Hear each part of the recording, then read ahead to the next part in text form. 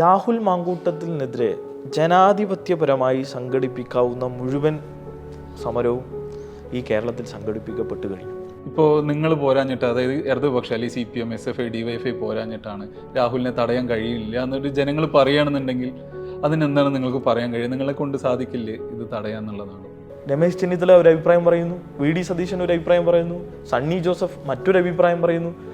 പൂർണ്ണമായി ക്ലീൻ ചിറ്റാണ് സുധാകരൻ കൊടുത്തത്. കേരളം പോലെ ഇത്രയും പുരോഗമിച്ചു എന്ന് നമ്മൾ അഹങ്കരിക്കുന്ന ഒരു സ്ഥലത്ത് ഇത്ര ജാതി അധിക്ഷേപം പോലുള്ള സംഭവങ്ങൾ ഉണ്ടാകുമ്പോൾ അത് ഉയർത്തുന്ന ചില പ്രശ്നങ്ങളും ചില ചോദ്യങ്ങളും ഉണ്ട്. അതിനെ മറികടക്കാൻ ഒരു സമൂഹം എന്ന നിലയിൽ അല്ലെങ്കിൽ ഒരു വിദ്യാർത്ഥി സംഘടന എന്നുള്ള രീതിയിൽ എന്താണ് ചെയ്യാൻ പറ്റുക? 20 വർഷം തൻ്റെ ജീവിതത്തിൽ UGയും PGയും PhD ഉൾപ്പെടെ സംസ്കൃതം പഠിച്ചൊരു വിദ്യാർത്ഥിയുടെ മുഖത്ത് നോക്കി പറയാണ്, നീ ഇത് പഠിക്കാൻ അർഹനല്ല. ദേവഭാഷയായിട്ടുള്ള സംസ്കൃതം ദളിതരായിട്ടുള്ള വിദ്യാർത്ഥികൾ പഠിച്ചുകൂടാ. CPM പത്മകുമാറിന് സംരക്ഷണം കൊടുക്കുക എന്നുള്ള രീതിയിലുള്ള ഒരു നാരേറ്റീവ് ഉണ്ടാക്കാൻ ശ്രമിക്കുന്നുണ്ട്. അപ്പോൾ ഈ ഒരു ശബരിമല അല്ലെങ്കിൽ ഒരു വിശ്വാസത്തിൻ്റെ ഒരു പ്രശ്നം ഇപ്പോൾ കോൺഗ്രസും BJPയും ഒരു സുവർണാവസരമായിട്ട് മറ്റൊരു സുവർണാവസരമായിട്ട് കാണുകയാണോ എന്നുള്ള അത്തരത്തിലൊരു വിലയിരുത്തലുണ്ടോ? കേരളത്തിൽ CPM മുഖ്യമന്ത്രിയാണല്ലോ, ഇടതുപക്ഷ സർക്കാരാണല്ലോ. അപ്പം അങ്ങനെ സംരക്ഷിക്കുന്നോ അല്ലെങ്കിൽ മറ്റേതെങ്കിലും തരത്തിലുള്ള നിലപാടായിരുന്നു എങ്കിൽ അദ്ദേഹം അറസ്റ്റ് ചെയ്യപ്പെടുമായിരുന്നു. വയനാട്ട് വീട് പണിഞ്ഞു കൊടുക്കും, പുനരധിവാസം നടത്തുന്നതിന് ഭാഗമായി വീട് പണിതു കൊടുക്കും എന്ന് പറഞ്ഞു കോടാനുകോടി രൂപ. യഥാർത്ഥ കണക്കെന്താന്ന് പോലും ആർക്കും അറിയില്ല. ആ വീട് എവിടെ എന്ന് ചോദിക്കുമ്പോൾ കോൺഗ്രസ് പ്രഖ്യാപിച്ച 100 വീടുകളിൽ 30 എണ്ണമാണ് ഞങ്ങളുടേത്. കോൺഗ്രസിനോട് ചോദിക്കുമ്പോൾ രാഹുൽ ഗാന്ധി പ്രഖ്യാപിച്ച 100 വീടുകളിൽ അതിൽ പെടും ഞങ്ങളുടെ വീടും. യഥാർത്ഥത്തിൽ വീടുമില്ല, പണവുമില്ല, ഒരു രാഷ്ട്രീയ മര്യാദയുമില്ല. 10ാം തവണയാണ് നിതീഷ് കുമാർ മുഖ്യമന്ത്രിയാകുന്നത്. ആദ്യ തവണ മുഖ്യമന്ത്രിയാകുമ്പോൾ 10ാം തവണ മുഖ്യമന്ത്രിയാകുമ്പോൾ ബീഹാർ ഈ ഇന്ത്യയിലെ ഏറ്റവും പട്ടിണി കിടക്കുന്ന മനുഷ്യന്മാരുള്ള നാടാണ്. എന്നിട്ടും ബീഹാറിലെ ജനങ്ങളിലേക്ക് അത് അത്രത്തോളം എത്തിയില്ല. കാരണം പല തലങ്ങളിലായി നിൽക്കുന്ന ഈ ജാതീയ പ്രശ്നങ്ങളാണ്. ഇത് അഭിസംബോധന ചെയ്യപ്പെടേണ്ടതുണ്ട് എന്ന് തന്നെയാണ് ഞങ്ങൾക്ക് തോന്നിയിട്ടുള്ളത്. 3ാം LDF സർക്കാരോടുകൂടി നമുക്ക് രാവിലെ കണ്ണൂർ തൊട്ട് തിരുവനന്തപുരം വരെ നിശ്ചിത സമയം കൊണ്ട് ഓടിയെത്താൻ, ആ പകൽ അവസാനിക്കുന്നതിന് മുമ്പ് എത്താൻ കഴിയുന്ന രൂപത്തിൽ മാറും എന്നുള്ള ഉറപ്പിലേക്ക് കൊച്ചു നഗരമായി നമ്മൾ മാറും. അപ്പോൾ ആ മാറ്റം നമുക്ക് വേണം. അതിന് 3ാം LDF സർക്കാർ വരും, 3ാം പിണറായി സർക്കാർ വരും. ദ മലബാർ ജേണലിൽ SFIയുടെ സംസ്ഥാന സെക്രട്ടറി സഞ്ജീവ് PS ആണ് ഇന്ന് നമ്മളോടൊപ്പം ഉള്ളത്. വെൽക്കം സഞ്ജീവ്. നമസ്കാരം. സൗത്ത് ഏഷ്യൻ രാഷ്ട്രീയത്തിൽ ഇപ്പോൾ ഒരു പ്രധാന ഘടകമായിട്ട് ജൻസി മാറിയിട്ടുണ്ട്. ഇപ്പോൾ ശ്രീലങ്ക, നേപ്പാൾ, ബംഗ്ലാദേശ് ഇവിടെയൊക്കെ നമ്മളത് കണ്ടു. ഇന്ത്യയിൽ തന്നെ ലഡാക്കിൽ നടന്ന സമരത്തിലും നമ്മൾ ഈ ഒരു ജൻസിയുടെ ഒരു ഇൻവോൾവ്മെൻറ്റ് നമ്മൾ കണ്ടിട്ടുള്ളതാണ്. അപ്പോൾ ഈ ജൻസി അല്ലെങ്കിൽ ഇത്തരം സമരങ്ങളിലൊക്കെ നമ്മൾ കാണുന്ന ഒരു സംഭവം എന്താ വെച്ചാൽ ഒരു സംഘടിത യുവജന പ്രസ്ഥാനമോ അല്ലെങ്കിൽ ഒരു വിദ്യാർത്ഥി സംഘടനയോ ഒന്നും ഇതിൻ്റെ ഫോർഫ്രണ്ടിലില്ല. കൂടുതലൊരു അസംഘടിതമായിട്ടുള്ള രീതിയിലുള്ള സമരങ്ങളാണ് ഇതൊക്കെ. ഒരു നൂറ്റാണ്ടിലേറെയായി പ്രവർത്തിക്കുന്ന ഒരു വിദ്യാർത്ഥി സംഘടന എന്നുള്ള നിലയ്ക്ക് SFI ഇതിനെ എങ്ങനെയാണ് കാണുന്നത്? ഞങ്ങളതിൻ്റെ 2 വശവും കാണാൻ തന്നെയാണ് ആഗ്രഹിക്കുന്നത്. പോസിറ്റീവായി തന്നെ ഞങ്ങളതിനെ കാണുന്നു ഒരു ഭാഗത്ത്.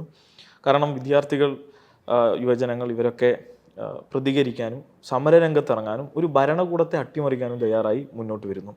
ഇപ്പോൾ ബംഗ്ലാദേശിൽ ഷെയ്ഖ് ഹസീനയെ അട്ടിമറിക്കുന്നു, നേപ്പാളിൽ ഒരു ഭരണകൂടത്തെ പൂർണ്ണമായിട്ട് ഒടിക്കുന്നു. അതോടൊപ്പം ആഫ്രിക്കയിൽ സമാനമായൊരു സമരം നടന്നുകൊണ്ടിരിക്കുന്നു. അതോടൊപ്പം ഞങ്ങൾക്ക് ഏറ്റവും കൂടുതൽ പ്രതീക്ഷ നൽകിയത് ഇപ്പോഴത്തെ ന്യൂയോർക്ക് മേയർ മംദാനിയുടെ വിജയമാണ്. അദ്ദേഹത്തെ വിജയിപ്പിച്ചത് ജൻസികളാണ്.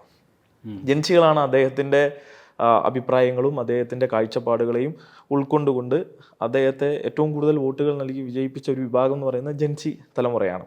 അപ്പോൾ തീർച്ചയായും അവർക്ക് എങ്ങനെ ലോകം മുന്നോട്ട് പോകണം എന്നതിനെക്കുറിച്ച് നല്ല കാഴ്ചപ്പാടുണ്ട്.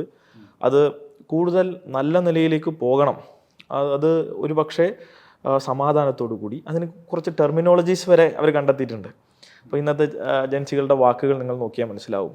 സെൽഫ് ലവ്, അതോടൊപ്പം ബ്ലിസ് എന്നൊക്കെ അങ്ങനെയുള്ള വാക്കുകൾ എന്നൊക്കെ പറയും. പീസ് എന്നൊക്കെ പറയുന്നത് അവർ അത്തരത്തിൽ വളരെ സന്തോഷകാംക്ഷികളായും വളരെ സമാധാനപൂർവ്വം ജീവിക്കാൻ ആഗ്രഹിക്കുന്നു. അപ്പോൾ തന്നെ അതുകൊണ്ട് തന്നെ ഈ വർഗീയത, ജാതീയ വിഭജനം, ഇത്തരം പ്രശ്നങ്ങളോട് അവർ വളരെ വിജിലൻ്റാണ്. അതിനോട് അവർക്ക് നല്ല റെസ്പോൺസ് ഉണ്ട്. ഇപ്പോൾ അവരുടെ ക്ലാസ് മുറികളിലാവട്ടെ, അവർ ഒത്തുകൂടുന്ന ഇടങ്ങളിലാവട്ടെ, അവർ തന്നെ ഒരു ട്രൈബ് രൂപീകരിക്കുന്ന രൂപത്തിലേക്ക് കാര്യങ്ങൾ മാറുകയാണ്. ഇപ്പം നിങ്ങൾക്ക് കേട്ടാൽ മനസ്സിലാവും, ഇപ്പോൾ പബ്ബുകളിലൊക്കെ ഭജൻസ് എന്ന് പറയുന്ന രൂപത്തിലേക്ക് കാര്യങ്ങളൊക്കെ മാറി. ഭജൻസിൻ്റെ ആരാധകരുണ്ടാവുകയാണ്. ഇപ്പോൾ ഭജനം എന്നൊക്കെ പറയുന്നത് പണ്ട് കാലത്ത് ഒരു സോക്കോൾഡ് ഒരു പ്രായം കൂടിയ ആളുകൾ കേൾക്കേണ്ടതാണെന്ന് ഉണ്ടാക്കിയതായിരുന്നു. അപ്പോൾ അവർ യഥാർത്ഥത്തിൽ എല്ലാം പൊളിച്ചെഴുതുന്നവരാണ്. ജൻസികൾ എന്നപ്പോൾ ഞാൻ ഉൾപ്പെടുന്ന ഈ തലമുറ എല്ലാം പൊളിച്ചെഴുതാൻ. സ്റ്റീരിയോ ടൈപ്പുകളെ തകർക്കുക എന്നുള്ളത് തന്നെയാണ് ഉദ്ദേശിക്കുന്നത്. സ്വാഭാവികമായും സ്റ്റീരിയോ ടിപ്പിക്കലായാണ് ഭരണകൂടങ്ങൾ മുന്നോട്ട് പോകാൻ ശ്രമിക്കുന്നതെങ്കിൽ ഇത്തരത്തിലുള്ള മനുഷ്യ വിഭജനവും ഇത്തരത്തിലുള്ള തെറ്റായ നിലപാടുകളും ഇനിയും ഉയർത്തിയാൽ ഇത്തരം സമരങ്ങൾ ലോകത്ത് എവിടെയും ഉയരും എന്ന് തന്നെയാണ് ഞാൻ മനസ്സിലാക്കുന്നത്. അത് കേവലം സൗത്ത് ഏഷ്യയിൽ മാത്രമായി ഒതുങ്ങില്ല എന്നാണ് കരുതുന്നത്. ഇതിലൊരു സംഘടിതമായിട്ടുള്ള ഒരു സംഭവം ഇല്ലാത്തതിൻ്റെ ഒരു പ്രശ്നമുണ്ടല്ലോ, ഇപ്പോൾ ഒരു സംഘടനയൊന്നും ഇല്ല.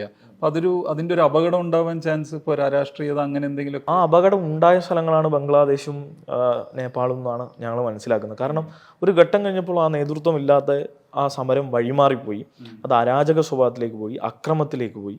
അപ്പോൾ അത് കുറച്ച് പ്രശ്നമുണ്ട്. അപ്പോൾ അത്തരം മൊബിലൈസ് ചെയ്യപ്പെടാത്ത അല്ലെങ്കിൽ ഒരു ഐഡിയോളജിക്കലി അതിനെ നേതൃത്വം കൊടുക്കാൻ കഴിയുന്ന രൂപത്തിലേക്ക് ആന്തരികമായി ജൻസികളെ തയ്യാറെടുക്കണം. അപ്പോൾ അത് ഞങ്ങൾ കൂടി ഇപ്പോൾ പറഞ്ഞതുപോലെ അരനൂറ്റാണ്ടിലേറെയായി ഇന്ത്യയിൽ പ്രവർത്തിച്ചുകൊണ്ടിരിക്കുന്ന ഒരു വിദ്യാർത്ഥി സംഘടന എന്ന നിലയിൽ ഞങ്ങൾ കൂടി അത് എങ്ങനെ വേണം, ഇപ്പോൾ ജെൻസി തലമുറയിൽ എങ്ങനെ ഐഡിയോളജിക്കലി അവരെ നയിക്കാം എന്നുള്ള ഇടപെടലുകൾ, അതിനു വേണ്ടിയിട്ടുള്ള കാഴ്ചപ്പാടുകളാണ് ഞങ്ങളിപ്പോൾ രൂപീകരിക്കുന്നത്. തദ്ദേശ തെരഞ്ഞെടുപ്പ് അതിൻ്റെ പ്രവർത്തനങ്ങളും പ്രചാരണങ്ങളൊക്കെ നടന്നുകൊണ്ടിരിക്കുകയാണ്. ഇപ്പോൾ കേരളത്തിൽ ഇടതുപക്ഷത്തെ പ്രതിനിധീകരിച്ചിട്ട് SFIയുടെ ഒരു 40-ലധികം പ്രവർത്തകർ വാർഡുകളിലൊക്കെ മത്സരിക്കുന്നുണ്ട്. അപ്പോൾ അതൊരു നേട്ടമായിട്ട് തന്നെയാണ് നിങ്ങൾ കാണുന്നതെന്നാണ് ഞാൻ മനസ്സിലാക്കുന്നത്. അപ്പോൾ അതിനെ എങ്ങനെയാണ് കാണുന്നത്? എന്തൊക്കെയാണ് നിങ്ങളുടെ പ്രവർത്തനങ്ങളൊക്കെ എങ്ങനെ പോകുന്നു? ഇടതുപക്ഷത്തിൻ്റെ വിജയപ്രതീക്ഷകൾ എത്രത്തോളമാണ്? അപ്പോൾ ജൻസികൾ രാഷ്ട്രീയത്തിൽ ഇടപെടുന്ന കാര്യമാണ് ഒന്നാമത്തെ ചോദ്യം. ആ ചോദ്യത്തിൻ്റെ തുടർച്ചയാണ് ഇതിന് ഉത്തരവും. കാരണം ജൻസികളാണ് ഈ കേരളത്തിൽ ഇപ്പോൾ 40 നിന്ന് അത് 60-ലേക്ക് എത്തി നോമിനേഷൻ കഴിയുന്നതിന് മുമ്പ്. അത് മറ്റു വിദ്യാർത്ഥി സംഘടനകളിലും സമാന നമ്പറുകളിൽ തന്നെ ഉണ്ട്.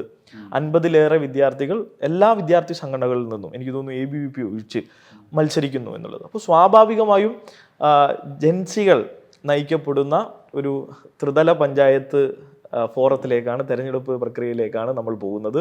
സ്വാഭാവികമായും അവർ നാളെ നയം രൂപീകരിക്കുമ്പോൾ, നാളെ അവർ തീരുമാനങ്ങൾ എടുക്കുമ്പോൾ അത്തരത്തിലുള്ള വലിയ മാറ്റങ്ങൾക്ക് ഇവിടെ നേതൃത്വം കൊടുക്കും. അപ്പോൾ സ്വാഭാവികം രാഷ്ട്രീയ പാർട്ടികൾ ഉൾപ്പെടെ അതിന് അവർ ഉൾക്കൊണ്ടുകൊണ്ട് അതിനെ മുന്നോട്ട് കൊണ്ടുപോകുന്നു എന്ന് തന്നെയാണ് മനസ്സിലാക്കുന്നത്. വളരെ പോസിറ്റീവായിട്ടുള്ള ഒരു മാറ്റമായിട്ടാണ് ഞങ്ങൾ കാണുന്നത്. SFI ഇപ്പോൾ നടത്തിക്കൊണ്ടിരിക്കുന്ന ഏറ്റവും വലിയ സമരങ്ങളിലൊന്ന്, അല്ലെങ്കിൽ ഒരു പ്രക്ഷോഭത്തിലൊന്നാണ് കേരള സർവകലാശാലയിലുള്ള ജാതി അധിക്ഷേപത്തിനെതിരെയുള്ള സമരം. ഇപ്പോൾ SFI ഈ കാലത്ത് നടത്തുന്ന ഏറ്റവും വലിയ പ്രക്ഷോഭം എന്ന് പറഞ്ഞാൽ ഈ വിദ്യാലയങ്ങളുടെ കാവ്യവൽക്കരണത്തിനെതിരെയാണ്. ഇപ്പോൾ മോഹനം കുന്നുമ്മലിനെതിരെ നടത്തിയ സമരമൊക്കെ അതിൻ്റെ ഒരു എക്സാമ്പിളാണ്. അത് കേരളം കണ്ടതാണ്.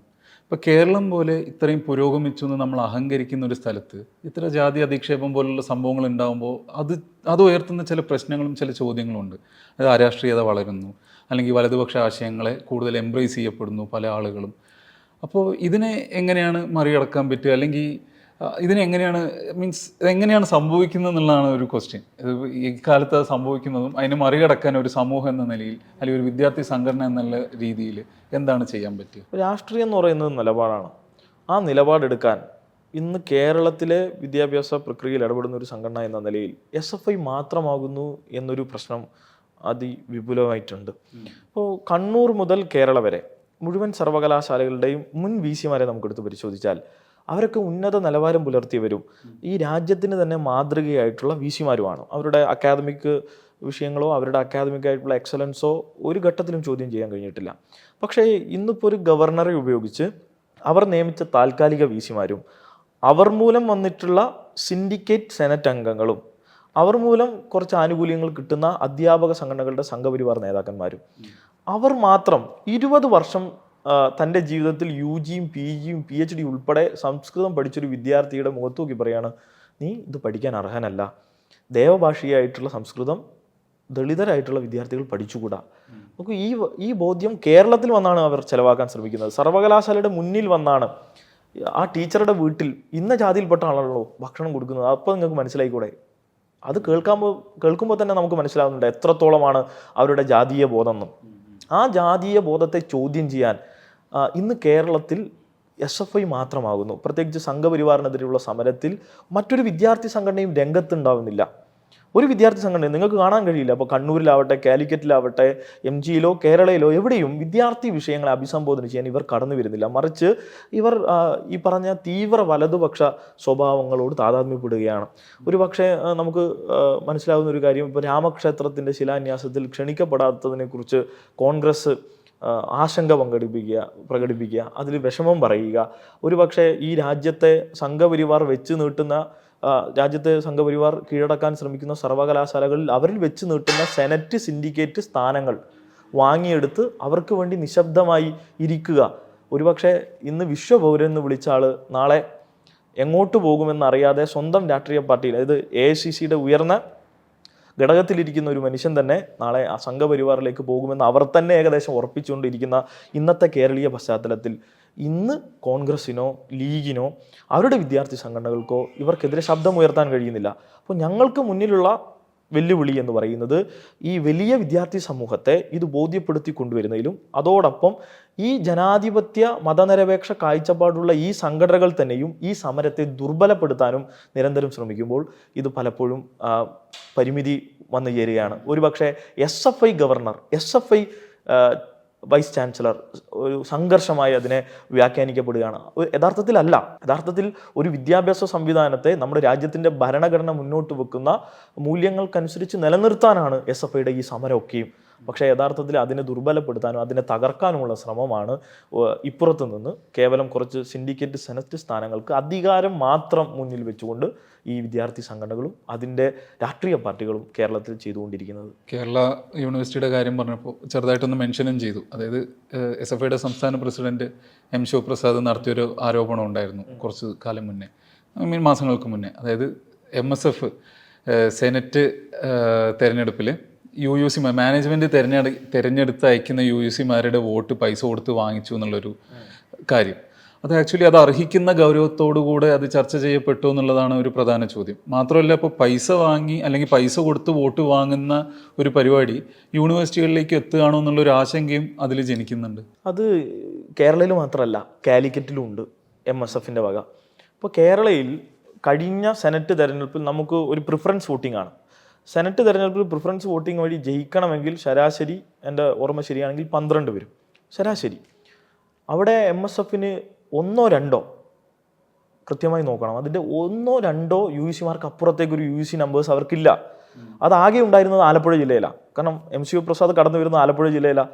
അത് 100% ഉറപ്പുള്ള ആളാണ് SFI സംസ്ഥാന പ്രസിഡന്റ്. അപ്പോൾ ആ 2 പേർ മാത്രമുള്ള ഒരു വിദ്യാർത്ഥി സംഘടന ഒരു യൂണിവേഴ്സിറ്റി സെനറ്റ് അംഗത്തെ നേടണമെങ്കിൽ എത്ര വോട്ട് വേണം? 12 വോട്ടെങ്കിലും എത്തണമെങ്കിൽ എത്ര പേരെ അവർ പർച്ചേസ് ചെയ്യണം? അത്രയും വോട്ടുകൾ പർച്ചേസ് ചെയ്യപ്പെട്ടു. ആ പർച്ചേസ് ചെയ്യപ്പെടുന്നത് എവിടെയാ?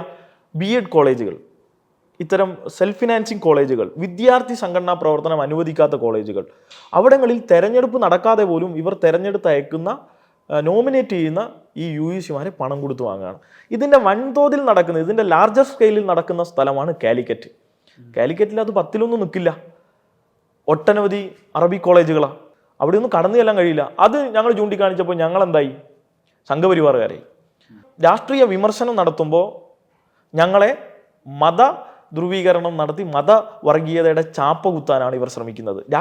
രാഷ്ട്രീയം കൊണ്ട് നേരിടാനുള്ള ഒരു ഇച്ഛാശക്തി ഇന്ന് ഈ പറഞ്ഞ വിദ്യാർത്ഥി MSF പോലുള്ള വിദ്യാർത്ഥി സംഘടനകൾക്കില്ല എന്നുള്ളതാണ് ഇതൊക്കെ തെളിവാക്കുന്നത്. അപ്പം അത് കേരളയിൽ സംഭവിച്ചത് അങ്ങനെയാണ്. ഒരു സെനറ്റ് സീറ്റ് ജയിച്ചു.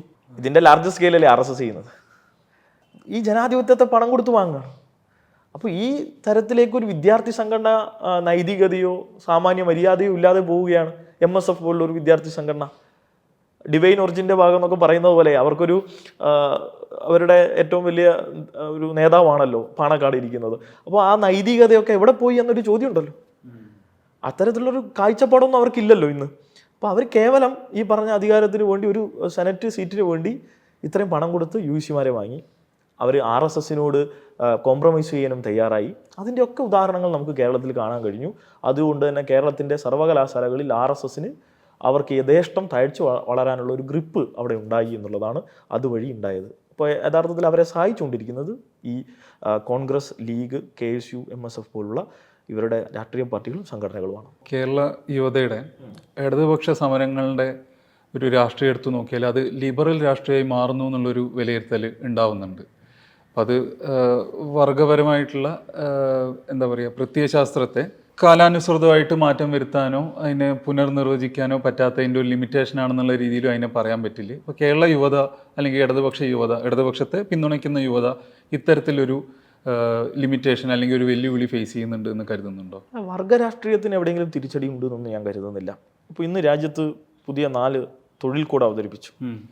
വർഗപരമായി നമ്മൾ ചിന്തിക്കുമ്പോൾ ലോകത്തെമ്പാടുമുള്ള തൊഴിലാളികളെ വേട്ടയാടിക്കൊണ്ടിരിക്കുന്ന മുതലാളിത്തം ഓരോ ഘട്ടത്തിലും പുതിയ ആശയങ്ങൾ കൊണ്ട് മനുഷ്യരെ വേട്ടയാടിക്കൊണ്ടിരിക്കുകയാണ്. സാമ്രാജ്യത്വവും മുതലാളിത്തവും അതിൻ്റെ ഉയർന്ന തോതിൽ ഇടപെട്ടുകൊണ്ടിരിക്കുകയാണ്.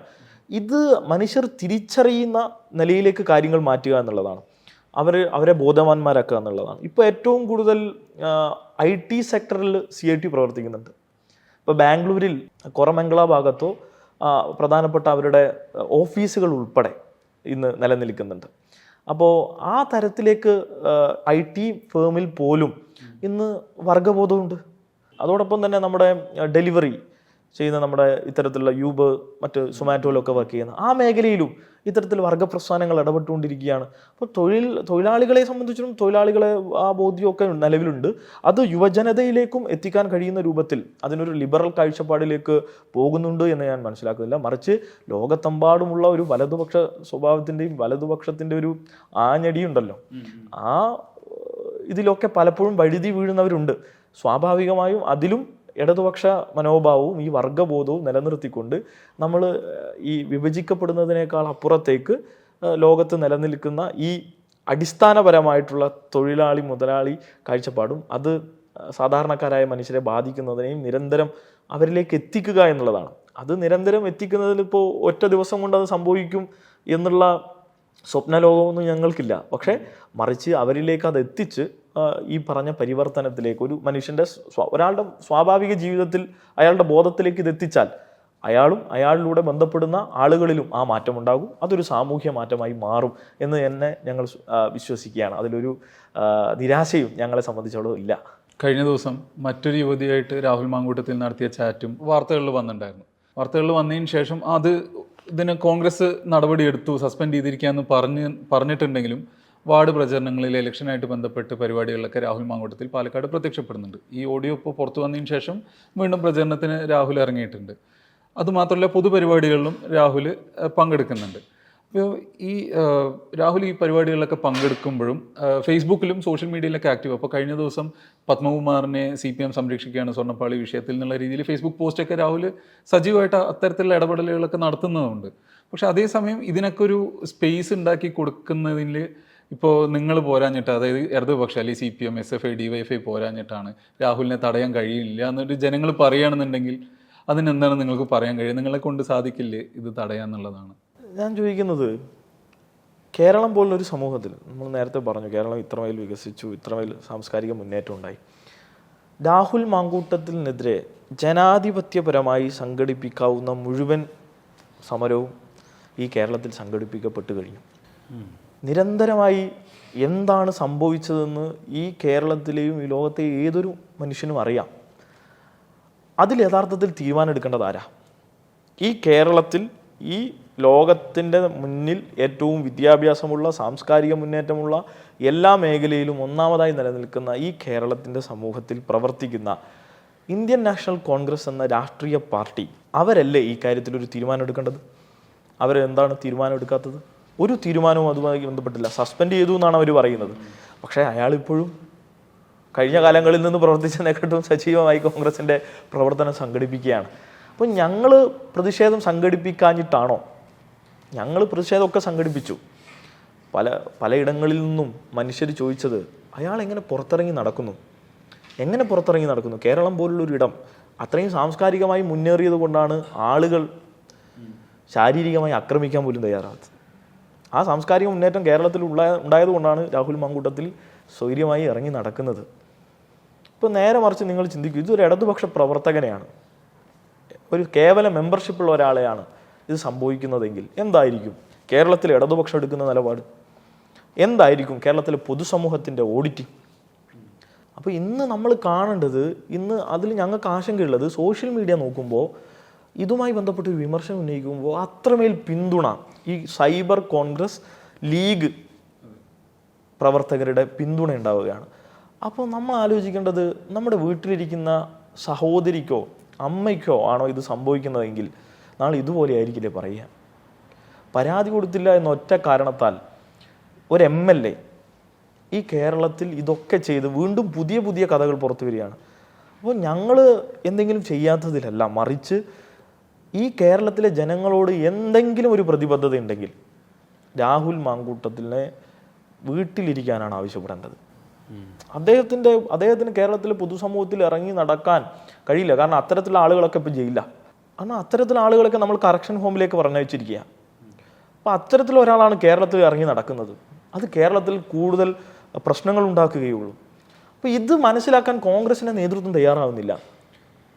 രമേശ് ചെന്നിത്തല ഒരു അഭിപ്രായം പറയുന്നു, വി ഡി സതീശൻ ഒരു അഭിപ്രായം പറയുന്നു, സണ്ണി ജോസഫ് മറ്റൊരു അഭിപ്രായം പറയുന്നു. പൂർണ്ണമായി ക്ലീൻ ചിറ്റാണ് സുധാകരൻ കൊടുത്തത്. ഇവരൊക്കെയും ഇത് ശരിയാണ്, രാഹുൽ മാങ്കൂട്ടം ശരിയായ ഒരു ഉദാഹരണമായിട്ടാണ് കാണുന്നത്. അപ്പോൾ ഈ ശരിയായ ഉദാഹരണം, അതിനെ ഉദാഹരണമായി മുന്നോട്ട് വെക്കുന്ന ഈ നേതാക്കന്മാരാണോ കേരളത്തെ നയിക്കേണ്ടത്? ഇപ്പോൾ ജൻസികളായിട്ടുള്ള തലമുറ ഇവരെയാണോ ഉൾക്കൊള്ളേണ്ടത്? 100% ഉറപ്പാണ് വരാൻ വേണ്ടി പോകുന്ന ഓരോ തെരഞ്ഞെടുപ്പുകളിലും ഇതൊക്കെയും പ്രതിഫലിക്കും, തിരിച്ചടിയായി മാറും എന്നുള്ളതാണ്. രാഹുൽ മാങ്കൂട്ടത്തിനെ പോലുള്ള ഒരാൾ കേരളത്തിൻ്റെ സമൂഹത്തിന് ചേർന്നതേയല്ല. അദ്ദേഹത്തിൻ്റെ ആദ്യ ഘട്ടം തൊട്ടുള്ള പ്രസ്താവനകൾ നമുക്കത് മുഴച്ചു കാണാം. രാഷ്ട്രീയം എന്ന് പറയുന്നത് സ്വാഭാവികമായും മാന്യമായി പ്രതിപാദിക്കേണ്ടതാണ്. അതിലെന്തൊക്കെയാണ് ഉയർന്ന CPM നേതാക്കന്മാരെ ഉപയോഗിച്ച വാക്കുകൾ? DYFAയുടെ ഏറ്റവും മാതൃകാപരമായ പ്രവർത്തനത്തെ വ്യഭിചാരം എന്നാണ് വിളിച്ചത്. അപ്പം മനുഷ്യർക്ക് ഭക്ഷണം കൊടുക്കുന്നതാണോ? അപ്പോൾ ആളുകളുടെ കാഴ്ചപ്പാട്, അവരെ നയിക്കുന്ന കാഴ്ചപ്പാട്. ഇപ്പോൾ രാഹുൽ മാങ്കൂട്ടത്തിനെ പോലുള്ള ആള് ഈ നാട്ടിലെ സാധാരണക്കാർക്കിടയിൽ പ്രവർത്തിച്ചാണോ വന്നത്? ഈ നാട്ടിലെ ചാനൽ മുറികളിൽ ന്യൂസ് അവർ നടത്തി. ആ ന്യൂസ് അവർ എന്ന പരിപാടി ഈ നാട്ടിലെ കോൺഗ്രസ്സുകാർക്ക് ഉള്ളതാണെന്ന് പലപ്പോഴും പറയാറുണ്ട്, തമാശക്കെങ്കിലും. പക്ഷേ യഥാർത്ഥത്തിൽ അതാണ് സത്യം. അതുള്ളത് കൊണ്ട് നേതാക്കന്മാരായവരാണ് ഇവരൊക്കെ. അതില്ലായിരുന്നുവെങ്കിൽ രാഹുൽ മാങ്കൂട്ടത്തിൽ എന്ന് പറഞ്ഞ നേതാവ് ഉണ്ടാവുമോ? അതുവഴി ഉണ്ടായി വന്ന് അവരിൽ നിന്ന് കിട്ടിയ പ്രോത്സാഹനത്തിൻ്റെ ഭാഗമായിട്ട് യൂത്ത് കോൺഗ്രസിൻ്റെ നേതാവാകുന്നു. യൂത്ത് കോൺഗ്രസിൻ്റെ നേതാവായതിനെ തുടർന്ന് മത്സരിക്കുന്നു, MLA ആവുന്നു അവരുടെ സിറ്റിംഗ് സീറ്റിൽ. ഇതല്ലേ സംഭവിച്ചത്. അതിനിടയിലും ഈ വിഷയം മാത്രമല്ല, കോടാനുകോടി രൂപ പിരിച്ചു. വയനാട്ട് വീട് പണിഞ്ഞു കൊടുക്കും, പുനരധിവാസം നടത്തുന്നതിന് ഭാഗമായി വീട് പണിത് കൊടുക്കും എന്ന് പറഞ്ഞു കോടാനുകോടി രൂപ. യഥാർത്ഥ കണക്കെന്താന്ന് പോലും ആർക്കും അറിയില്ല. ആ വീട് എവിടെ എന്ന് ചോദിക്കുമ്പോൾ കോൺഗ്രസ് പ്രഖ്യാപിച്ച 100 വീടുകളിൽ 30 എണ്ണമാണ് ഞങ്ങളുടേത്. കോൺഗ്രസിനോട് ചോദിക്കുമ്പോൾ രാഹുൽ ഗാന്ധി പ്രഖ്യാപിച്ച 100 വീടുകളിൽ അതിൽ പെടും ഞങ്ങളുടെ വീടും. യഥാർത്ഥത്തിൽ വീടുമില്ല, പണവുമില്ല, ഒരു രാഷ്ട്രീയ മര്യാദയുമില്ല. ഇവരാണ് ഈ കേരളത്തിൽ എങ്ങനെയെങ്കിലും അധികാരത്തിൽ വന്നാൽ മതി എന്നതിൻ്റെ പേരിൽ ഈ കേരളത്തിൽ സകലമാന വർഗീയവാദത്തിനും അവർക്ക് തയ്ച്ചു വളരാനുള്ള ഒരിടവും ഒരുക്കി കൊടുക്കുന്നത്. അപ്പോൾ അതിൻ്റെ ഇടയിൽ മറ്റ് ആൻറ്റി സോഷ്യൽ എലമെൻസ് ആയിട്ടുള്ള രാഹുൽ മാങ്കൂട്ടത്തിനും ഇടമുണ്ട് എന്നാണ് അവരുടെ നിലപാടുകൾ കൊണ്ട് നമുക്ക് തെളിവാകുന്നത്. സ്വർണ്ണപ്പാളി വിഷയത്തിൻ്റെ കാര്യം ഇപ്പോൾ പറഞ്ഞിട്ടുണ്ടായി, രാഹുൽ മാങ്കൂട്ടത്തിൽ പോസ്റ്റ് ഇട്ടു. അതിപ്പോൾ കോൺഗ്രസും തന്നെ ഇപ്പോൾ സ്വർണ്ണപ്പാളി വിഷയത്തിൽ CPM പത്മകുമാറിന് സംരക്ഷണം കൊടുക്കുക എന്നുള്ള രീതിയിലുള്ള ഒരു നാരേറ്റീവ് ഉണ്ടാക്കാൻ ശ്രമിക്കുന്നുണ്ട്. അപ്പോൾ ഈ ഒരു ശബരിമല അല്ലെങ്കിൽ ഒരു വിശ്വാസത്തിൻ്റെ ഒരു പ്രശ്നം ഇപ്പോൾ കോൺഗ്രസും BJPയും ഒരു സുവർണാവസരമായിട്ട് മറ്റൊരു സുവർണാവസരമായിട്ട് കാണുകയാണോ എന്നുള്ള അത്തരത്തിലൊരു വിലയിരുത്തലുണ്ടോ? മാത്രമല്ല വിദ്യാർത്ഥികളുടെ ഇടയിൽ ഒരു വിശ്വാസപരമായിട്ടുള്ള ഇത്തരം പ്രശ്നങ്ങളൊക്കെ ഉയർന്നു വരുമ്പോൾ അവരുടെ ഭാഗത്തു നിന്നുള്ള പ്രതികരണങ്ങൾ എങ്ങനെയാണ്? അല്ല, ഒന്ന് മനസ്സിലാക്കേണ്ടത് കേരളത്തിൽ CPM മുഖ്യമന്ത്രിയാണല്ലോ, ഇടതുപക്ഷ സർക്കാരാണല്ലോ. അങ്ങനെ സംരക്ഷിക്കുന്നോ അല്ലെങ്കിൽ മറ്റേതെങ്കിലും തരത്തിലുള്ള നിലപാടായിരുന്നു എങ്കിൽ അദ്ദേഹം അറസ്റ്റ് ചെയ്യപ്പെടുമായിരുന്നു. അങ്ങനെ ഒരു നിലപാടുമില്ല. പാർട്ടിയുടെ CPMൻ്റെ സംസ്ഥാന സെക്രട്ടറി പറഞ്ഞു, അന്വേഷണം ഏതു വഴിക്ക് പോകുന്നോ ആ വഴിക്ക് അത് പോകണം, കാര്യങ്ങൾ തെളിയട്ടെ, അതിന് വേണ്ട കാര്യങ്ങൾ ചെയ്യും. ഇത് നിലപാടെടുക്കാൻ CPMന് ഒരു മടിയും ഒരു കാലത്തും ഉണ്ടായിട്ടില്ല. CPMൽ പ്രവർത്തിക്കുന്നവരോ ഞങ്ങൾ 100% ജനങ്ങൾക്ക് മുന്നിൽ ഓഡിറ്റബിളാണ്. ഞങ്ങൾ ഓരോരുത്തരെയും, ഞങ്ങളുടെ താഴെത്തട്ടിൽ പ്രവർത്തിക്കുന്നവർ തൊട്ട് ഉന്നത നേതാക്കന്മാരായിട്ടുള്ള ആളുകളെയും ഈ ജനം സ്ക്രൂട്ടിനി ചെയ്യുന്നുണ്ട്. അവർ ഡേ ടു ഡേ ലൈഫിൽ അറിയുന്നുണ്ട്. അപ്പം ഞങ്ങൾ ഓഡിറ്റബിളാണ്. ആ ഓഡിറ്റബിളായിട്ടുള്ള ഞങ്ങളെ സംബന്ധിച്ചിടത്തോളം യാതൊരുവിധ അവ്യക്തതയും ജനങ്ങൾക്കില്ല. ജനങ്ങൾക്കെല്ലാവർക്കും ഞങ്ങളുടെ ജീവിതവും ഞങ്ങളുടെ എങ്ങനെയാണ് ഞങ്ങൾ മുന്നോട്ട് വരുന്നത്, എങ്ങനെയൊക്കെയാണ് പ്രവർത്തിക്കുന്നത് എന്നുള്ളത് അവർക്ക് നല്ലപോലെ അറിയാം. അപ്പോൾ അതുകൊണ്ട് തന്നെ ഞങ്ങൾക്ക് അത്തരത്തിലൊരു ആശങ്കയുമില്ല. അപ്പോൾ വിദ്യാർത്ഥികളെ സംബന്ധിച്ചിടത്തൊന്നും അത്തരത്തിലുള്ളൊരു വിശ്വാസ സംബന്ധിയായിട്ടുള്ള ഒരു വിഷയത്തിൽ ഇപ്പോൾ നമ്മൾ കേരളത്തിൻ്റെ ചരിത്രം തന്നെ നോക്കണം. പുലാമന്തോൾ പള്ളി EMS ഉദ്ഘാടനം ചെയ്തതാണ്. ഗുരുവായൂർ ക്ഷേത്രത്തിൻ്റെ കവാടത്തിൽ AKGയുടെ പേരാണുള്ളത്. അപ്പോൾ കേരളത്തിൻ്റെ ഇടതുപക്ഷത്തിൻ്റെ മതനിരപേക്ഷ ബോധവും മതവിശ്വാസത്തോടുള്ള കാഴ്ചപ്പാടും ഒക്കെ ഈ നാട്ടിലെ ആർക്കും അറിയാവുന്നതാണ്. യഥാർത്ഥത്തിൽ ഇതൊക്കെ ഉപയോഗിച്ച് മതത്തെ രാഷ്ട്രീയത്തിൽ കലർത്തി ഇതിനെ വോട്ടാക്കി മാറ്റി അധികാരത്തിൽ പറ്റുമോ എന്നുള്ള പരീക്ഷണമാണ് ഇവരൊക്കെ നടത്തുന്നത്. അപ്പോൾ അതാണ് അവർ ഉപേക്ഷിക്കേണ്ടത്. മറിച്ച് വിശ്വാസികൾക്ക് സംബന്ധിയായിട്ടുള്ള ഒരു വിഷയത്തിലും മറ്റൊരു നിലപാടൊന്നും ഈ നാട്ടിലെ CPMോ ഇടതുപക്ഷമോ എടുത്തിട്ടില്ല. ഇടതുപക്ഷം പ്രത്യേകിച്ച് SFI നിങ്ങൾ നടത്തുന്ന ഏറ്റവും വലിയൊരു എതിർപ്പ് പ്രകടിപ്പിക്കുന്ന ഒരു കാര്യം എന്ന് വെച്ചാൽ MSFനെയും ലീഗിനെയും ജമാഅത്ത് വിഴുങ്ങുന്നു എന്നുള്ള കാര്യമാണ്. അപ്പോൾ വി ഡി സതീശൻ ഇപ്പോൾ തെരഞ്ഞെടുപ്പുമായിട്ട് ബന്ധപ്പെട്ട് ഓപ്പൺലി സമ്മതിക്കുകയും ചെയ്തു. വെൽഫെയർ പാർട്ടിയുടെ പിന്തുണ ഞങ്ങൾ സ്വീകരിക്കുന്നുണ്ട്, അവൻ്റെ സ്ഥാനാർത്ഥികളെ നിർത്തുന്നുണ്ട്, മത്സരിപ്പിക്കുന്നുണ്ട്.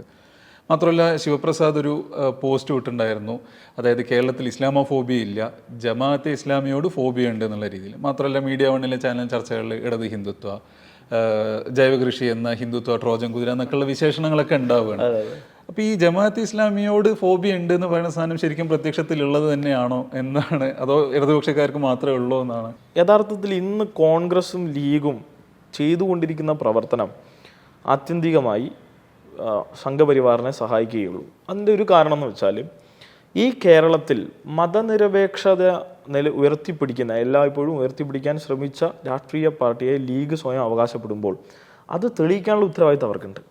ഇപ്പോൾ ഇന്ന് സമസ്തയുടെ EK-AP വിഭാഗം പ്രഖ്യാപിച്ചു കഴിഞ്ഞു, പറഞ്ഞു കഴിഞ്ഞു, ലീഗിനെ ഇന്ന് നയിക്കുന്നത് ജമാഅത്ത് ഇസ്ലാമിയാണ്. എന്ന് വെച്ചാൽ ലീഗിന് ഇന്നൊരു ഭൗതിക നേതൃത്വമില്ല. ഇപ്പോൾ ഒരു വിഷയത്തിൽ എന്താണ് ഞങ്ങൾ എടുക്കേണ്ട നിലപാട്, എന്താണ് ഞങ്ങളുടെ പ്രത്യയശാസ്ത്രമായ കാഴ്ചപ്പാട്, ഇതൊന്നും ലീഗിനെ സംബന്ധിച്ചിടത്തോളം ഇല്ല. ലീഗിൽ കുറച്ച് കച്ചവടക്കാരും അത്ര കാഴ്ചപ്പാടുകാരൊക്കെയാണ്. പക്ഷേ അതിനെ, ആ പൊളിറ്റിക്കലായിട്ടുള്ളൊരു പാർട്ടിയെ ഇന്ന് അതിൻ്റെ ഐഡിയോളജിക്കൽ സബ്സ്റ്റൻസ് ഒക്കെ കൊടുക്കുന്നത്, എലമെൻറ്റ്സ് ഒക്കെ കൊടുക്കുന്നത് ജമാഅത്ത് ഇസ്ലാമിയാണ്. അതുകൊണ്ടാണ് ലീഗ് നേതാക്കന്മാരും MSFൻ്റെ നേതാക്കന്മാരും ഈ ജമാഅത്ത് ടെർമിനോളജി പറഞ്ഞുകൊണ്ടേയിരിക്കുന്നത്, അല്ലെങ്കിൽ പ്രസംഗിച്ചുകൊണ്ടേയിരിക്കുന്നത്. അപ്പോൾ യഥാർത്ഥത്തിൽ അതെന്താ ചെയ്യുന്നത് വെച്ചാൽ ഇന്ന് ജമാഅത്ത് ഇസ്ലാമി പതുക്കെ ലീഗിനെ വിഴുങ്ങിക്കൊണ്ടിരിക്കുകയാണ്. അത് ആത്യന്തികമായിട്ട് മതരാഷ്ട്രബോധം ജമാഅത്ത് ഇസ്ലാമിക്കില്ല എന്നാണ് വി ഡി സതീശൻ പറഞ്ഞത്. നമുക്ക് ജമാഅത്ത് ഇസ്ലാമിയുടെ ബേസിക് ആയിട്ടുള്ള കൺസെപ്റ്റ് തന്നെ മതരാഷ്ട്രമാണ്. അത് ലോകത്ത് ആർക്കാണ് അറിയാത്തത്? അപ്പോൾ വി ഡി സതീശൻ ആരെയാണ് പറ്റിക്കാൻ നോക്കിയത്? അദ്ദേഹത്തിന് ധാരണയില്ലാഞ്ഞിട്ടാണ്. അദ്ദേഹത്തിനും ധാരണയുണ്ട് ജമാഅത്ത് ഇസ്ലാമി എന്താണെന്നും ആരാണെന്നും. അപ്പോൾ ആ ജമാഅത്ത് ഇസ്ലാമിയെയാണ് UDF ഇന്ന് കൂടെ കൂട്ടി ആ മതവിഭാഗത്തിൽപ്പെട്ട മനുഷ്യരെ മുഴുവൻ ആ നിലയിലേക്ക് വർഗീയവൽക്കരിക്കാൻ പറ്റുന്ന തരത്തിലേക്ക് മാറ്റി തീർക്കുന്നത്. ഇത് സംഘപരിവാർ മറ്റൊരു രൂപത്തിൽ ഉപയോഗിച്ച് ഈ കേരളത്തിൻ്റെ മതനിരപേക്ഷ ബോധ്യത്തെ തകർക്കുന്ന തരത്തിലേക്ക് കാര്യങ്ങൾ മാറ്റിയെടുക്കും. അപ്പോൾ കേവല അധികാരത്തിന് വേണ്ടിയാണ് കോൺഗ്രസ് ഇത് ചെയ്യുന്നതെങ്കിലും ഇത് പക്ഷേ കേരളത്തിലെ സംഘപരിവാറിനെ സഹായിക്കുകയേ ഉള്ളൂ എന്നുള്ളതാണ്. അത് തിരിച്ചറിഞ്ഞു ആര്? കുറച്ച് വൈകിയെങ്കിലും സമസ്തയുടെ EK-AP വിഭാഗം തിരിച്ചറിഞ്ഞു. അപ്പം അതിൻ്റെ ഭാഗമായിട്ടാണ്. അപ്പോൾ ശിവപ്രസാദ് പറഞ്ഞിട്ടുള്ള കാര്യം അതാണ്. ജമാഅത്ത് ഇസ്ലാമിയുമായി ബന്ധപ്പെട്ട് ഞങ്ങൾക്ക് നിശ്ചിതമായ വിമർശനമുണ്ട്. അത് ഞങ്ങൾ നേരത്തെ ഉയർത്തിയിരുന്നു. കാലിക്കറ്റ് യൂണിവേഴ്സിറ്റിയുടെ തെരഞ്ഞെടുപ്പിൻ്റെ പശ്ചാത്തലത്തിൽ ഞങ്ങൾ പറഞ്ഞു, MSF വർഗീയപരമായി ക്യാമ്പസുകളിൽ ഇടപെടുന്നു. ഇത് വിദ്യാർത്ഥികൾക്കുണ്ട്. ഈ ജെൻസി വിഭാഗത്തിൽപ്പെടുന്ന വിദ്യാർത്ഥികൾക്ക് ഇതൊന്നും ഇഷ്ടമല്ല. ഏത് മതപരമായി, ജാതിപരമായി ഒക്കെ വിദ്യാർത്ഥികളെ വേർതിരിക്കാൻ ശ്രമിക്കുന്നത് ഇഷ്ടമല്ല. നമുക്ക് മലപ്പുറം ജില്ലയിൽ മാത്രം 17 കോളേജുകൾ ഈ തെരഞ്ഞെടുപ്പിൽ ഞങ്ങൾ ഈ വിഷയം ഉൾപ്പെടെ ചർച്ച ചെയ്തപ്പോൾ ഞങ്ങൾക്ക് തിരികെ നടാൻ MSFൽ നിന്ന് തിരിച്ചു പിടിക്കാൻ കഴിഞ്ഞു. വിജയിക്കാം. ചിലയിടങ്ങളിൽ ഞങ്ങൾ ജയിക്കാൻ പോലും പറ്റാത്ത സാഹചര്യങ്ങളിൽ ഞങ്ങൾ ജയിച്ചു. അപ്പോൾ എന്താണ് അതിൻ്റെ അടിസ്ഥാനം? അതിൻ്റെ അടിസ്ഥാനം എന്ന് പറയുന്നത് ഈ തരത്തിലുള്ള പെരുമാറ്റം ജമാഅത്ത് ഇസ്ലാമിയുടെ ഈ ഇൻ്റലക്ച്വലായിട്ടുള്ള ഐഡിയോളജിക്കലായിട്ടുള്ള ഇടപെടൽ MSFൽ ഉൾപ്പെടെ കടന്നു വരുന്നു. അതിൻ്റെ ഭാഗമായി അതിൻ്റെ ഉള്ളിൽ പോലും ഒരു ഫണ്ടമെൻ്റലായിട്ടുള്ള എലമെൻറ്റ്സ് കടന്നു കയറി ഇത്തരത്തിലുള്ള ഒരു മതവർഗീയവാദത്തിനുള്ള സ്കോപ്പ് ഉയർത്തുന്നു. അത് ആത്യന്തികമായിട്ട് വിദ്യാർത്ഥികൾക്കിടയിൽ പോലും ഒരു വിഭജനത്തിന് സാധ്യത ഉണ്ടാക്കുന്നു. അത് ചോദ്യം ഞങ്ങൾ ചെയ്തപ്പോൾ വിദ്യാർത്ഥികൾ ഉൾപ്പെടെ മനസ്സിലാക്കി ഞങ്ങളോട് റെസ്പോണ്ട് ചെയ്തു. അപ്പോൾ ഇതാണ് ഇപ്പോൾ കേരളത്തിൽ ഇപ്പോൾ അതിൻ്റെ വിവാദങ്ങൾ ഇപ്പോൾ മുന്നോട്ട് പോയിക്കൊണ്ടിരിക്കുകയാണ്. സമസ്ത തന്നെ അത് കൃത്യമായി പറഞ്ഞു കഴിഞ്ഞു. സമസ്തയെ സംബന്ധിച്ചിടത്തോളം എന്താണ് നിലപാട് ജമാഅത്ത് ഇസ്ലാമിയുമായി ബന്ധപ്പെട്ട്? അത് യഥാർത്ഥത്തിൽ ഈ ഇന്ത്യയിലെ, ഈ കേരളത്തിലെ മതനിരപേക്ഷവാദികളായിട്ടുള്ള മുസ്ലിം ജനവിഭാഗത്തെ, ആ സമുദായത്തെ തന്നെ തകർക്കാൻ ഉതകുന്നതാണെന്ന് സമസ്ത പറഞ്ഞു കഴിഞ്ഞു. അത് തന്നെയാണ് സംഭവിക്കുക. അപ്പോൾ അത് RSSൻ്റെ മുന്നിലേക്ക് അവർ പറഞ്ഞുകൊണ്ടിരിക്കുന്ന ഈ മുസ്ലിം വിരുദ്ധ രാഷ്ട്രീയത്തിൻ്റെ ശരിവെക്കലാകും UDF ഇന്ന് ചെയ്തുകൊണ്ടിരിക്കുന്ന ഈ പ്രവർത്തനം ഉതകുക എന്നുള്ളതാണ്. അത് അപകടകരമാണ്. അത് അവർ അവസാനിപ്പിക്കുക എന്നുള്ളതാണ്. ഈ മതവർഗീയത, ജാതീയത എന്നൊക്കെ പറയുമ്പോൾ നമുക്ക് പെട്ടെന്ന് മനസ്സിൽ വരുന്ന ഒരു സംഭവമാണ് രോഹിത് വെമുലയുടെ ഇൻസിഡൻറ്റ്. അപ്പോൾ അതിനുശേഷം ഇപ്പോൾ കേരളത്തിൽ നിന്ന് ഇപ്പോൾ നമ്മൾ കേരള സർവകലാശാലയിൽ നേരിടുന്ന ഈ ഒരു പ്രശ്നം, ഇപ്പോൾ ഈ ജാതി പ്രശ്നം എന്നൊക്കെ വരുമ്പോൾ ഇങ്ങനെ ഒരു പ്രശ്നം ഉണ്ടാകുമ്പോൾ നമ്മൾ റിയാക്ട് ചെയ്യണമെന്നല്ലാതെ ആക്റ്റീവായിട്ട് ഇതിനെ ടാക്കിൾ ചെയ്യും. ഇപ്പോൾ നമ്മൾ കേരളത്തിൽ സത്യം പറഞ്ഞാൽ ഇത് പ്രതീക്ഷിക്കുന്നില്ല ഇങ്ങനെ ഉണ്ടാവുന്നു. പക്ഷേ അങ്ങനെ അപ്രതീക്ഷിതമായിട്ടാണ് ഇങ്ങനെ ഓരോന്ന് വരുന്നതും അതിന് റിയാക്ട് ചെയ്യേണ്ട ഒരു അവസ്ഥ വരുന്നതും. പക്ഷേ ഇന്ത്യയെ സംബന്ധിച്ചിടത്തോളം ഈ ഒരു സാധനം ഇല്ല. ഇപ്പോൾ കേരളത്തിലും ഉറങ്ങിക്കിടക്കുകയാണെന്നോ അല്ലെങ്കിൽ ചെറിയ രീതിയിൽ അണ്ടർഗ്രൗണ്ട് എന്നൊക്കെ പറയുന്ന പോലെ ആ രീതിയിൽ ഇതിന് പ്രചരണങ്ങളൊക്കെ നടക്കുന്നുണ്ട്. പക്ഷെ അതിനെ ആക്റ്റീവ്ലി ടാക്കിൾ ചെയ്യാനും ആക്റ്റീവ്ലി ഇതിനെതിരെ ഒരു പ്രചരണമോ അല്ലെങ്കിൽ ഒരു ബോധവൽക്കരണമൊക്കെ നടത്താൻ SFI നടത്തുന്ന പ്രവർത്തനങ്ങളുണ്ടോ, അല്ലെങ്കിൽ അത് നടത്തേണ്ടതല്ലേ? ഒന്ന്, ഇതിൻ്റെയൊക്കെ ആസ്ഥാനം എന്ന് പറയുന്നത്, അല്ലെങ്കിൽ ഇതിൻ്റെയൊക്കെ ഒരു ബേസിക്സ് എന്ന് പറയുന്നത്, ഇപ്പോൾ ക്യാമ്പസിൽ ഓരോ വിദ്യാർത്ഥികൾ വരുന്നു. ഇന്ന് കേരളത്തിലെ ഒരു ക്യാമ്പസിലും ജാതിയും മതവും പ്രശ്നമല്ല, ഇപ്പോഴുമല്ല. പക്ഷേ അവിടെവിടങ്ങളിൽ ഉയർന്നു കേൾക്കുന്ന ഈ സംഘപരിവാർ ശബ്ദങ്ങൾ, സംഘപരിവാറിൻ്റെ തന്നെയാണ് ശബ്ദങ്ങൾ, ആ ശബ്ദങ്ങൾ സ്വാഭാവികമായിട്ടും ഇന്ന് അവർക്ക് നേടിയിട്ടുള്ള രാഷ്ട്രീയ അധികാരത്തിൻ്റെ ഒരു പ്രതിഫലനമാണ്. പക്ഷേ അതിനെയും മറികടക്കാൻ കഴിയുന്ന വിധത്തിൽ കേരളത്തിൻ്റെ വിദ്യാർത്ഥികൾക്കിടയിൽ മതനിരപേക്ഷ ബോധ്യമുണ്ട്. അപ്പോൾ നല്ല പ്രണയങ്ങൾ, ഇപ്പോൾ ജാതിക്കും അപ്പുറത്തുള്ള വിവാഹങ്ങൾ എത്രത്തോളം കേരളത്തിൽ എൻകറേജ് ചെയ്യപ്പെടുന്നുണ്ട്.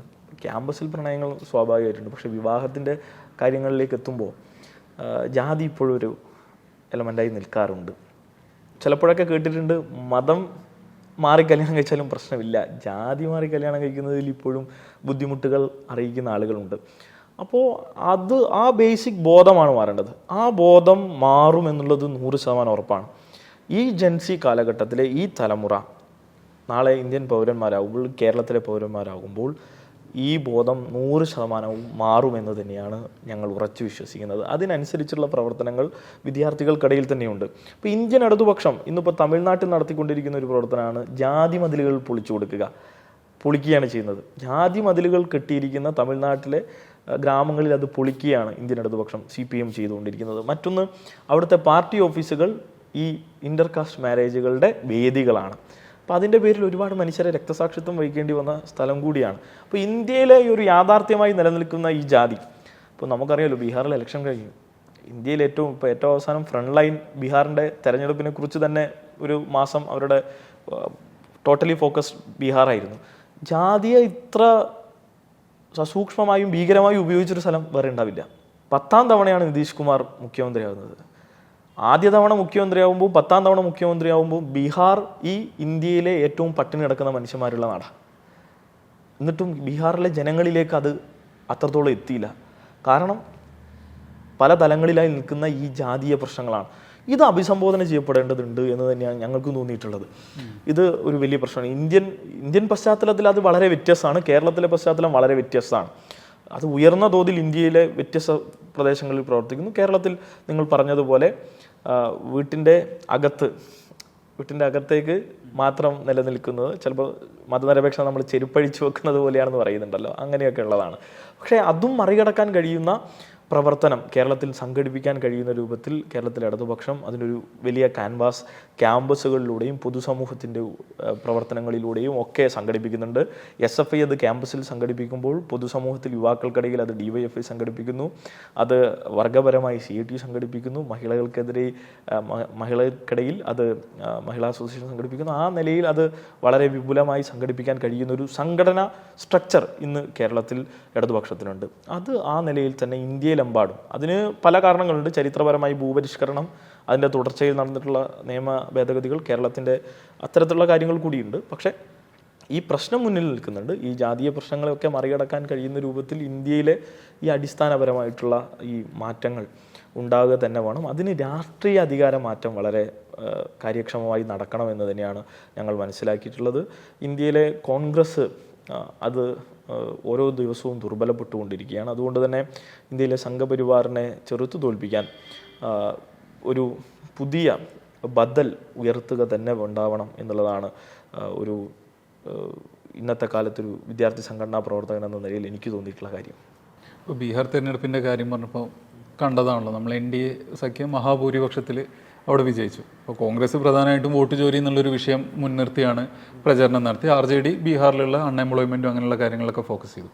പക്ഷേ ഈ വോട്ട് ചോരിയൊന്നും ജനങ്ങളിലേക്ക് എത്തിയില്ല എന്ന് വേണം ഈ ഒരു പ്രചരണത്തിൽ നമുക്ക് മനസ്സിലാക്കാം. ബീഹാറിൻ്റെ റിസൾട്ടിൽ നിന്നൊക്കെ നോക്കുമ്പോൾ ആ ഒരു ഐഡിയ ആണ് നമുക്ക് കിട്ടുന്നത്. മാത്രമല്ല, ഇപ്പോൾ ഒരു കോൺഗ്രസിനെ സംബന്ധിച്ച് അല്ലെങ്കിൽ മറ്റ് പ്രതിപക്ഷ കക്ഷികളെ സംബന്ധിച്ച് എന്തുകൊണ്ടാണ് ഇപ്പോൾ ബീഹാറിൽ അല്ലെങ്കിൽ ഇപ്പോൾ ഇന്ത്യ ഒട്ടാകെ സംഘപരിവാറിനെ എന്താ പറയുക എതിർക്കുന്നതിൽ എവിടെയാണ് പാളിച്ച പറ്റുന്നത്? മാത്രമല്ല, സംഘപരിവാറിനെ എതിർക്കുക അല്ലെങ്കിൽ അതിനായിട്ടുള്ള ഒരു കൗണ്ടർ എങ്ങനെയാണ് സാധ്യമാവുക? വർഗീയതയാണ് ഇതിൻ്റെ ബേസിക്സ്. ഇപ്പോൾ ബിപിൻ ചന്ദ്രയുടെ വർഗീയത എന്നൊരു പുസ്തകമുണ്ട്. നിരോധിക്കപ്പെട്ട പുസ്തകമായിരുന്നു. ഇപ്പോൾ അടുത്താണ് അതിന് വീണ്ടും പബ്ലിക്കേഷന് അനുവാദം കിട്ടിയത്. ഇപ്പോൾ ഇന്ത്യയിൽ വ്യത്യസ്ത കാലഘട്ടത്തിൽ വർഗീയത പ്രവർത്തിച്ചിട്ടുണ്ട്. അതിനെ അടിച്ചമർത്താൻ അന്നത്തെ കാലത്തെ മതനിരപേക്ഷ കക്ഷികൾക്ക് അതത് ഘട്ടത്തിൽ കഴിഞ്ഞിട്ടുണ്ട്. പക്ഷേ അത് പിന്നീട് ഉയർന്നു വരുമ്പോൾ അതിനെ മനസ്സിലാക്കാനോ അതിനെ തടയാനോ കഴിഞ്ഞിട്ടില്ല. അതിന് ഓരോ കാലഘട്ടമുണ്ട്. ഇപ്പോൾ ഇന്ത്യ വിഭജനം, ഇന്ത്യൻ വർഗീയതക്ക് ബേസിക്സ് ഉണ്ടാക്കി കൊടുത്ത ഇന്ത്യ വിഭജനം അതിന് സാധിച്ചിട്ടുണ്ട്, അതിനെ സഹായിച്ചിട്ടുണ്ട് എന്ന് വിശ്വസിക്കുന്ന ഒരാളാണ് ഞാൻ. അതിനു മുൻപും ബ്രിട്ടീഷ് എറ സ്വാഭാവികമായിട്ടും അത്തരത്തിലുള്ള നിയമങ്ങൾ, അപ്പം അന്നും ഹിന്ദു മഹാസഭ പോലുള്ള സംഘടനകൾ ഇന്ത്യയിൽ പ്രവർത്തിക്കുന്നുണ്ട്. അവരും അതിനനുസരിച്ച് അതിലിടപെട്ടുകൊണ്ടേയിരിക്കുന്നുണ്ട്. 1925 RSSന്റെ രൂപീകരണം, തുടർച്ചയിൽ പിന്നീട് വന്നിട്ടുള്ള കലാപങ്ങൾ, ആ കലാപങ്ങൾ സ്വാഭാവികമായും ഓരോ പ്രദേശത്തെ ഈ മതപ്രശ്നങ്ങളെ അഭിസംബോധന ചെയ്തായിരുന്നു. അതിലവർ കണ്ടെത്തിയ മറ്റൊരു പ്രശ്നമാണ് മുഗൾ കാലഘട്ടത്തിലുണ്ടായിരുന്ന ഒരു പള്ളിയും അതിനും എത്രയോ പൗരാണികമായി നമ്മൾ വിശ്വസിക്കുന്ന ഒരു ഹൈന്ദവ സംസ്കാരത്തിൻ്റെ ഭാഗമായിട്ടുള്ള രാമജന്മഭൂമി പ്രശ്നം. ഇത് രണ്ടും ഒരു കാലഘട്ടത്തിൻ്റേതുമല്ല, എത്രയോ കാലങ്ങൾക്ക് മുമ്പേ. ഈ കാലഘട്ടങ്ങൾ തമ്മിൽ മാച്ച് ചെയ്യാൻ പോലും നമുക്ക് കഴിയില്ല. ആ പ്രശ്നത്തെ ഇന്ത്യയിലെ ഒരു രാഷ്ട്രീയ വിഷയമാക്കി സംഘപരിവാർ അവതരിപ്പിച്ചു. ഇതിനെ കൗണ്ടർ ചെയ്യാൻ ഇന്ത്യയിലെ 50 വർഷത്തിനടുത്തായി ഇന്ത്യ ഭരിച്ച കോൺഗ്രസിന് കഴിഞ്ഞിട്ടില്ല. നാഥുറാം വിനായക് ഗോഡ്സെ ഹിന്ദു മതഭ്രാന്തനാണ് ഇപ്പോഴും പാഠപുസ്തകങ്ങളിൽ. അതിനവർ പറയുന്നത് RSSന് മെമ്പർഷിപ്പ് ഇല്ല എന്നാണ്. ആരാണ് RSSനെ കൊണ്ട് ഭരണഘടന എഴുതിക്കേണ്ടത്? RSS ഇന്ത്യയിൽ പ്രവർത്തിക്കണമെങ്കിൽ രജിസ്റ്റർ ചെയ്യണം, ഭരണഘടന എഴുതിക്കണം, നിങ്ങൾക്ക് പോളിസി ഉണ്ടാകണം, നിങ്ങൾക്ക് മെമ്പർഷിപ്പ് ഉണ്ടാകണം എന്ന് പറയാൻ ആരാണ് മുന്നിൽ നിൽക്കേണ്ടത്? കോൺഗ്രസ് അല്ലേ? ഇന്ത്യ ഭരിച്ചിരുന്നത് അവരല്ലേ? ഗാന്ധി വധത്തിലും ഇന്ത്യ ഭരിച്ചിരുന്നത് അവരാണ്. അയോധ്യയുടെ ഈ പറഞ്ഞ ബാബറി മസ്ജിദിൻ്റെ തകർച്ചയിലും ഇന്ത്യ ഭരിച്ചിരുന്നത് അവരാണ്.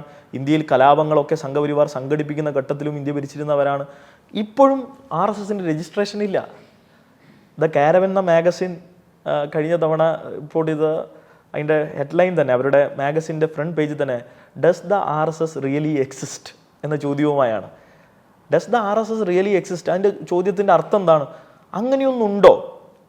പ്രഥമ ദൃഷ്ടിയാൽ കാണാൻ കഴിയാത്ത ഒരു ഫോർമേഷൻ ഇല്ലാത്ത, ഒരു സ്ട്രക്ചർ ഇല്ലാത്ത ഒരു സംഘത്തെ വളരെ ഗൂഢമായി നിഗൂഢമായി ഇന്ത്യയിൽ രഹസ്യ സ്വഭാവത്തോടു കൂടി മനുഷ്യരെ ആയുധപരമായും പിന്നെ നേരിടാനും കൊലപ്പെടുത്താനും പരിശീലിച്ചു കൊണ്ടിരിക്കുന്ന ഒരു സംഘം. ആ സംഘം വളരെ മാപ്പോടുകൂടി ഇന്ത്യയിൽ പ്രവർത്തിക്കുകയാണ്. 50,000 ഇടങ്ങളിൽ 80,000 ശാഖകൾ ഉണ്ട് എന്നാണ് ശരാശരി കണക്ക്.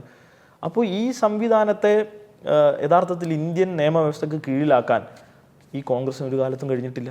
അപ്പോൾ ഇവരെ കൗണ്ടർ നറേറ്റീവ്, ഇപ്പോൾ ഇവർ മുന്നോട്ട് വെക്കുന്ന ഈ സാംസ്കാരിക ദേശീയതയെ നമ്മൾ വളരെ പരസ്യമായാണ് എതിർക്കുന്നത്. ഇവർ സൂക്ഷ്മാർത്ഥത്തിൽ സംഘപരിവാർ പ്രവർത്തിക്കുന്നു. അപ്പോൾ ഞങ്ങളിപ്പോൾ കണ്ടിട്ടുള്ള ഒരു കാര്യം സൂക്ഷ്മാർത്ഥത്തിൽ തന്നെ അതിനെ കൗണ്ടർ ചെയ്യണം എന്നുള്ളതാണ്. പേഴ്സൺ ടു പേഴ്സൺ ആണ് സംഘപരിവാർ പ്രവർത്തിക്കുന്നതെങ്കിൽ പേഴ്സൺ ടു പേഴ്സൺ ഇടതുപക്ഷവും അതിൻ്റെ വിശാലാർത്ഥത്തിൽ ഞങ്ങളും മതനിരപേക്ഷ കക്ഷികളും പ്രവർത്തിക്കണം എന്നുള്ളതാണ് ഞങ്ങൾ അതിനെ കൗണ്ടർ ചെയ്യാൻ കാണുന്ന കാര്യം. ഞങ്ങളുടെ കയ്യിൽ പ്ലാൻ ഇല്ല എന്നൊന്നും സംഘപരിവാർ കരുതേണ്ടതില്ല. സംഘപരിവാർ ഇപ്പോൾ കരുതുന്നത് 100 വർഷം തികച്ച് അവർ ചോദ്യം ചെയ്യപ്പെടാൻ കഴിയാത്തവരായി മാറുന്നു. ഒരിക്കലുമില്ല.